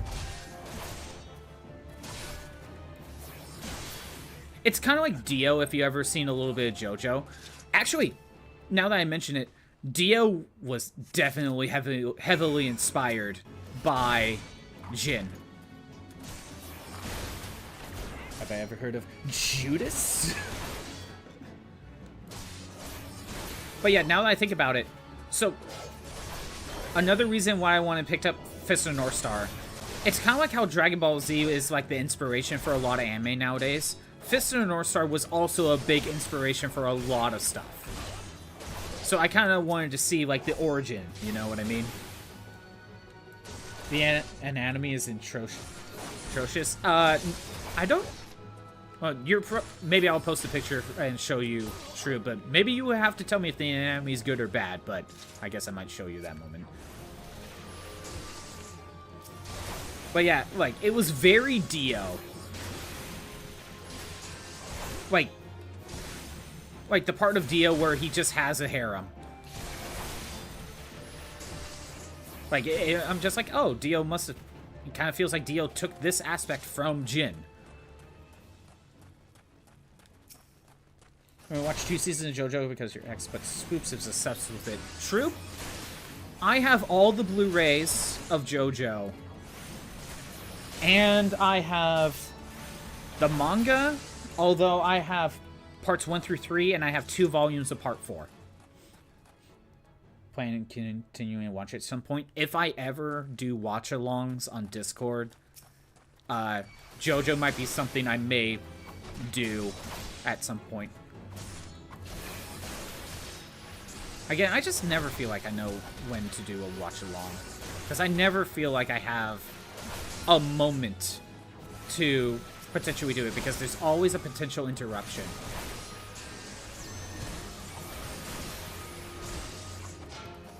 Just like whenever, yeah. I also don't know how to handle watch-alongs. Not that we, started that, but it's like, should I show you stuff that I have seen? Be like, hey, this is a cool show, you should watch it. Or should it be more stuff that I haven't seen? Or both. I don't know. It's not like I've started watch-alongs yet. Did anime nights for a while, and you took breaks, and it was like whenever we were all together. Ah, that makes sense. It could be both. Yeah. I think when Monzai does watch-alongs, I think he has like 2 or 3 on a list, and then he just kind of lets chat pick. I think that's how he handles it. You know, this area is so helpful when you only fight them one at a time. It's fun showing each other anime, it's fun to discover new ones. Yeah, for sure, for sure. Because I know Crimson wants to make me watch Inazuma 11. I wouldn't mind showing you stuff like... showing everyone like JoJo, Yu Yu Hakusho, Trigun. I could always use another watch of Hunter x Hunter. I need to, at some point, rewatch Full Metal Alchemist.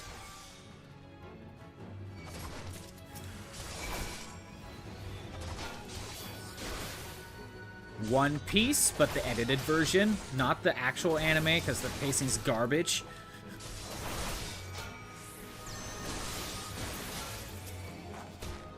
Space Dandy, Death Note, Cowboy Bebop, you know, all those. Watch Bobobo, yes.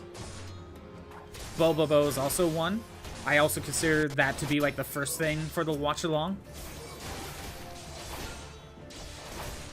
Gantz? I have never watched Gantz. I keep hearing, like, you know, I hear good things about it.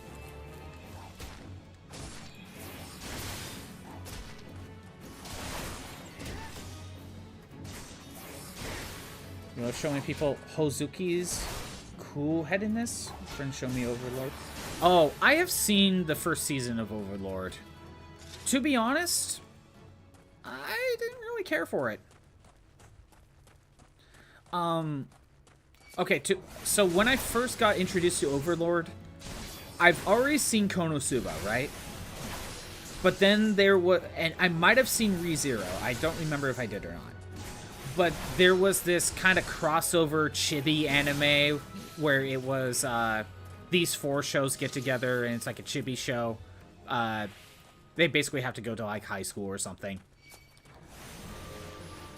I forget what the... No, Isekai Quartet. That's the show. It was Isekai Quartet. And I thought the show was fine. I've watched like 1 season, maybe 2, I forget. And that's how I got introduced to Overlord. So I was kind of interested. And I watched season 1 of Overlord. I'm like, it's okay. Konosuba and ReZero. I need to continue ReZero. Because I believe when I watched it, it was only the 2 seasons. And I haven't seen anything past that. Same thing with Konosuba. I haven't seen season 3. I need to watch season 3. Where am I going? Back to Ulda. Got it. Yeah. To be honest, ReZero is just one I need to just rewatch from the start, too. Yeah, I've been matching Rem and Ram mugs. But he won't let you use Rem. That's cool that with Rem and Ram mugs. But yeah, so that's how I got introduced to I was about to say Unicorn Overlord because I've been playing that. No, Overlord. But honestly, so the premise of it being, it's an isekai where he is the Demon King, right? That's the premise. I'm like, okay, I like that. That sounds fun. However, for one, he was playing an MMO where he's already kind of a Demon King character, and then he just kind of gets trapped in there. That's one thing. He's trapped in his MMO character.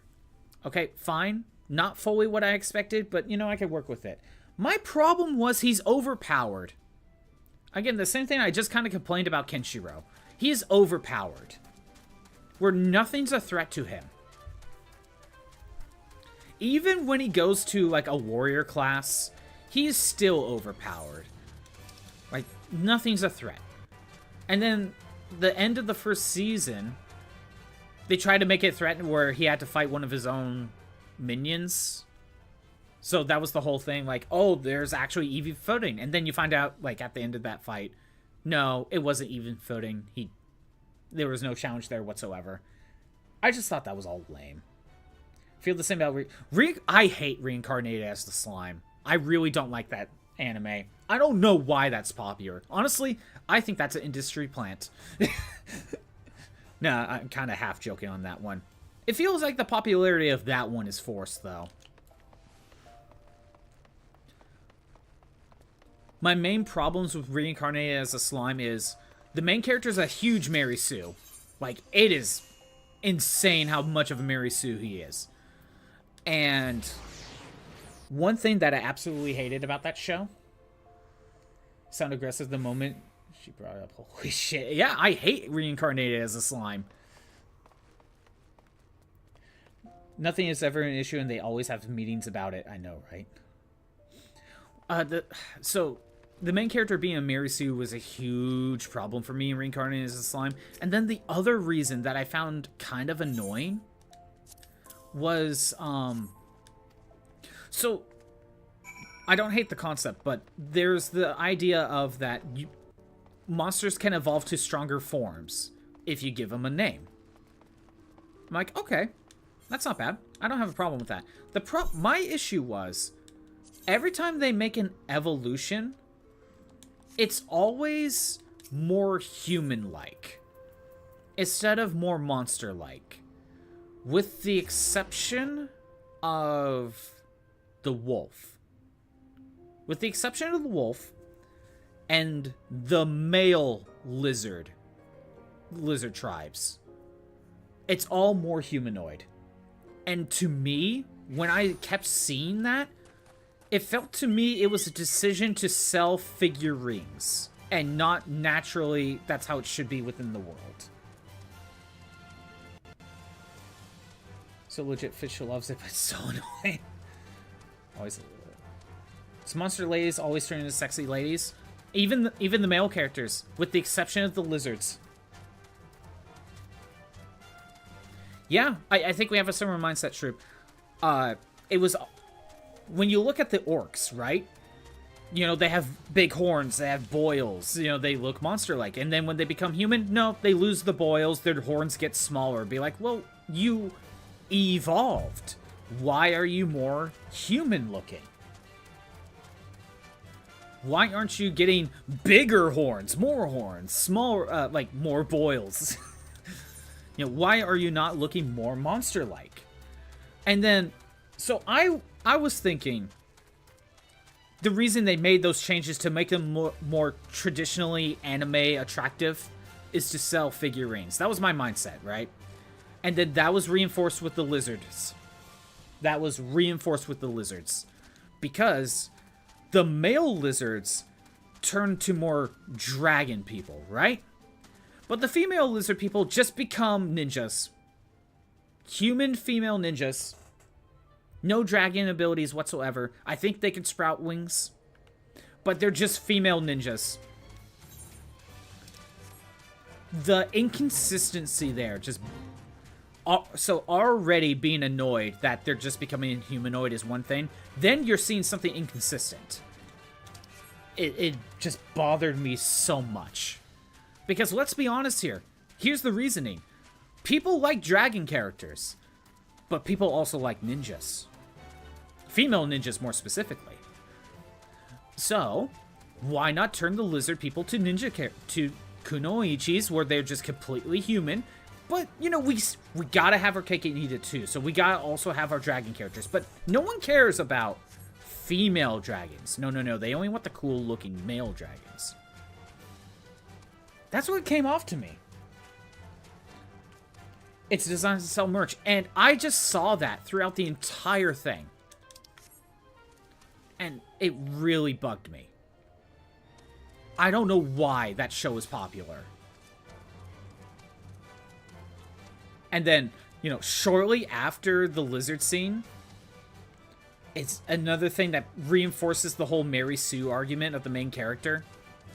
That just annoyed me even more. Can I just drop down? No. I gotta find my way down there. To reinforce the whole Mary Sue idea. So, in the show, they've been talking about basically these 4 demon lords. These 4 fiends. These 4 guards that are the next strongest person to deal with under the big bad. And then one of them, near the end of the series, like the final episode or two, goes to see the main character. Just shows up. And then just instantly becomes friends with the main character. Instantly. No threat. Not a challenge. Not have to fight. There's no threat there. Like, oh, if you turn against me, I have to kill you, but we're best friends. No, nothing like that. They're just friends. Just nothing earned. No reason for that to happen. It just is. And that just reinforces the whole Mary Sue character part of it. Fish is good sport about it. He gets it, but we still watch it. I see. But we are occasionally making jokes about it. He was joking about making his next D&D character based on Rimuru. And we were like, powers are to hold meetings. And there was never an issue. Befriend everyone. Exactly. Like, look, you can kind of see it as similar to Talk no Jutsu in Naruto, where everyone just kind of becomes a friend. Or hell, Dragon Ball. Every villain just becomes an ally. Every villain in Dragon Ball becomes an ally of Goku somehow, except for Cell. Even Frieza. Even Frieza was an ally. Even if it was only temporary. So I can look past when Dragon Ball does it. I can look past when Naruto does Talk no Jutsu and kind of does the same thing. But the way it's handled in Reincarnated as a Slime bothers me so much. Oh, that's how we get over there. Okay. The next campaign, it's normal person who gets possessed with something from fiction. Oh. Like a character, a legend, myth, lore, fables, and stuff. And technically anime counts. Oh, okay. Speaking of D&D, I'm doing some D&D after stream today, so I got that going on.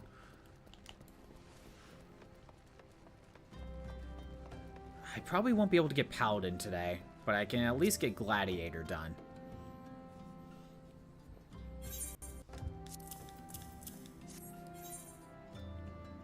Ichigo? Oh, okay. Speaking of Bleach, I still need to watch Thousand Year Blood War. And you know, there was a point where I started rewatching Bleach, and I got somewhere into this Rescue Rukia stuff. But then I just kind of stopped watching in the middle of it. I don't know why. Not that it was bad. I think I just got distracted. Oh no. A bot. And so weird to buy bot viewers. Which class? So how it works, Shroob, is it's a version my friend made up, where it's basically it's almost isekai, but it's like world practically ends by aliens. There's a dungeon somewhere in the overworld. You get in there, then now it becomes kind of an isekai video game kind of dungeon thing. Eventually, I could pick my race, but right now I've only picked my class. It's just how the whole thing's set up. But with how he has it set up, there's kind of a streamer element to it, because the whole, the aliens are watching. It's like a TV show, kind of like that South Park episode, if you know what I'm talking about. But it's kind of like a streaming thing, where you have people watching you and you have viewers, right? And there are loot boxes, but if you have a high streamer follower count, the followers can get you loot boxes for better stuff. That's kind of eventually what's going to happen. Not necessarily there just yet. It is kind of Hunger Games. That is actually a good way to describe it. It's kind of Hunger Games. And there's like 20 floors of this dungeon thing. Supposedly no one has made it to the 20th floor. No one has made it to the 20th floor. And you have to get through each floor within a certain amount of time at some point. Like you have like, right now it's like 72 hours to, I think we're on the second floor. And we have like 72 hours to get to the third floor. While we were on the first floor, we had like 24 hours to get to the second floor. That sort of thing. And the faster you go, or if you do some interesting things, or if you do some weird tricks, maybe you speedrun, you get an achievement. You get a random loot box. No joke, that's just how he has it set up.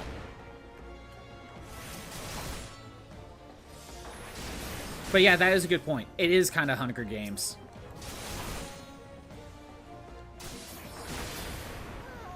But he did make a point that the elves are running it this year. So eventually when I choose my race, I could play favorites and make my race an elf.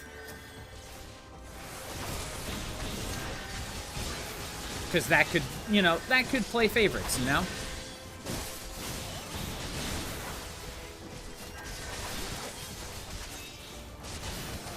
I need to get rid of you. Because elves are the best, not biased. Hot Corn Dog doesn't like elves. They are hippies.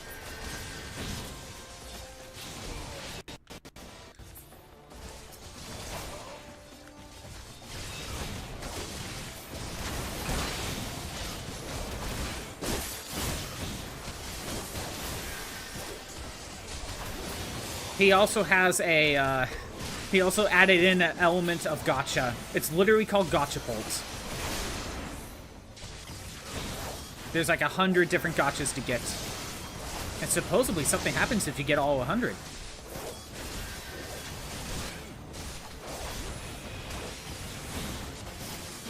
I guess eventually, while we're not there yet, there's like something that can be done with the Gacha Bolts.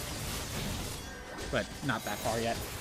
2 drone characters and Elysian character mainly play elves. Once you play the Kitsune, oh, Kitsune could be fun. But yeah, right now I'm going with the Black Mage because that's just kind of the route I'm going into, and I kind of have started some thieving techniques because I picked some locks, so I guess I'm kind of building up some lock-picking skills.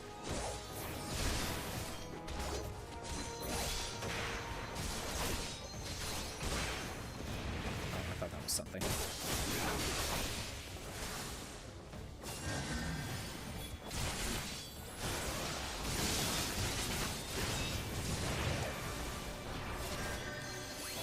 It's one of those things where you don't naturally have certain skills.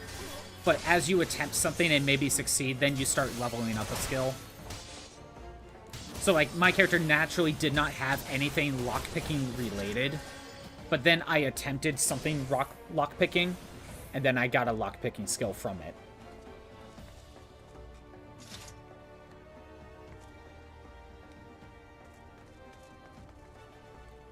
Kitsune was a magical puppeteer.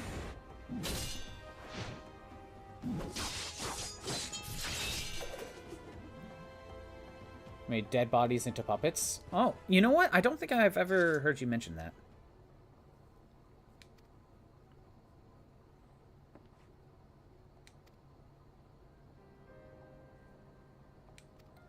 But your precious ego couldn't accept that. You ruined everything.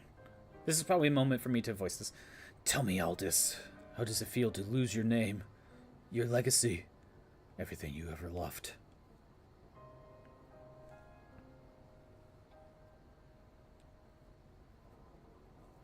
I want to know how much you suffered.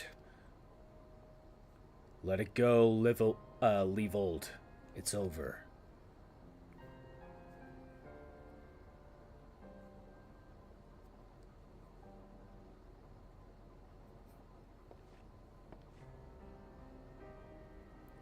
Like hell's it is. I swear, you will never know peace. Not in this life. Or the next. Leavold, no!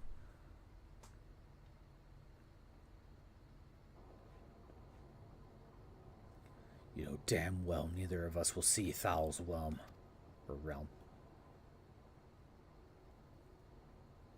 Let's go. Our comrades are waiting. This got hella dramatics. Shit, grab my popcorn. I know, right? It's the end of the Gladiator Questline, so the story that I completely have been focusing on, as you can see, has finally come to an end, basically. If I was actually paying it to, like, reading through the plot, you know, that would have actually been more dramatic, but, you know, I wasn't.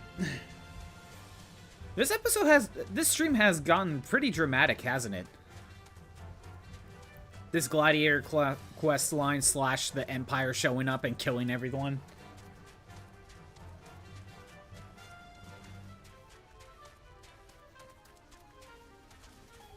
What a time again. Okay, I gotta wrap up soon. We're gonna finish up the Gladiator quest. And then I gotta wrap up. I will not be doing Paladin today, sadly. So I'm gonna have to save that for next week. It really was like 0 to 60 very quick. It probably wouldn't have been true if I was actually reading off what was going on. If I was reading off what was happening in the plot, that would have been different. But yeah, some other books that I have for manga. I have a few of these, it's like classic literature got adapted into manga form. So, for example, I have like Romeo and Juliet, or like Macbeth and Hamlet in manga form. So there's like a line of books that are kind of doing that sort of thing that I've been getting here and there.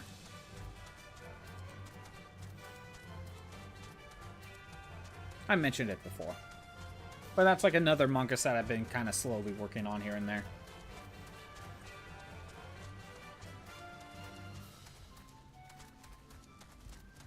But yeah, when I show my my other books, the other books that I have, you'll probably end up seeing like my collection of video game art books and my collection of video game strategy guides. Alone on the call, waiting for her wife to come back. Oh, she'll be back. Possibly, maybe, I don't know. Maybe she left. Maybe she left to get milk and cigarettes.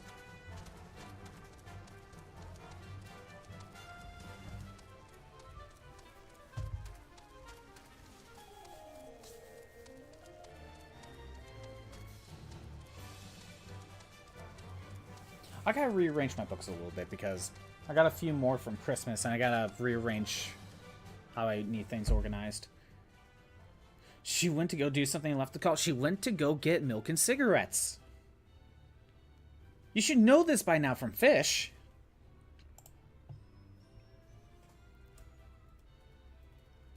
Battle Royale.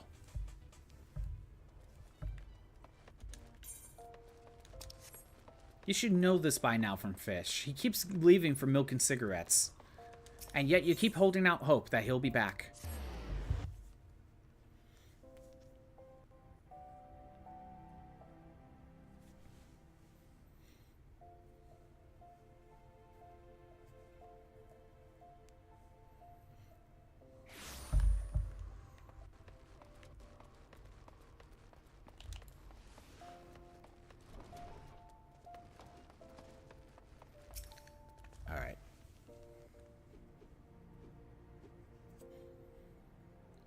I'm glad you were there, Scottbot. Without you, I doubt we could have defeated the Awacrane. Have you ever considered the Colosseum? You'd make a wonderful attraction. Of course, that'd be a title that befits your prowess. Or you need a title, whatever. Now it's all over. You'll be staying, won't you? No, Leavold may be dead, but the Alcrane are far from finished. I'd rather not linger and give them a chance to regroup and seek revenge. It is a true tragedy that I cannot enjoy the company of Uldal's lovely ladies any longer, but I have faith that equally radiant beauties await me in a distant land. Aldous, Not another word, my dear.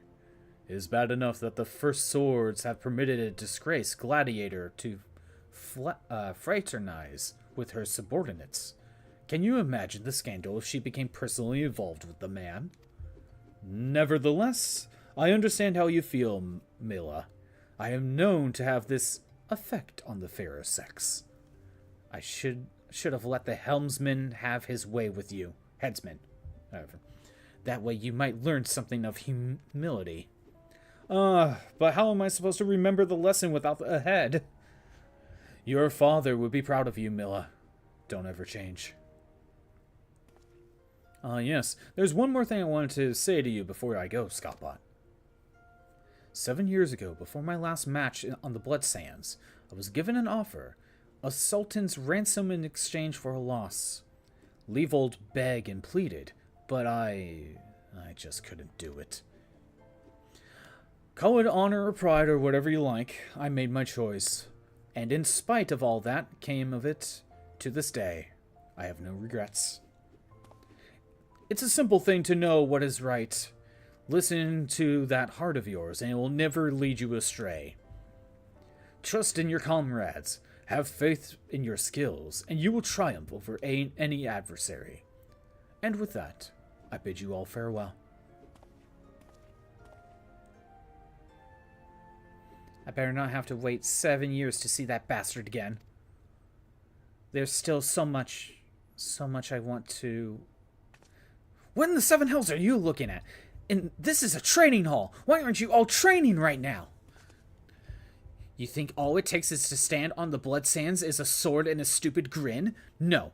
It takes years of hard work, an ocean of blood and sweat, and an unbreakable will. Every man and woman here has the potential to become a champion. But it is you, and you alone, who decides your destiny. So answer me now, gladiators. Will you follow in the footsteps of your brothers and sisters and inscribe your names in legend? New achievement. Hey, Caleb. I'm almost done. I was just about to wrap up.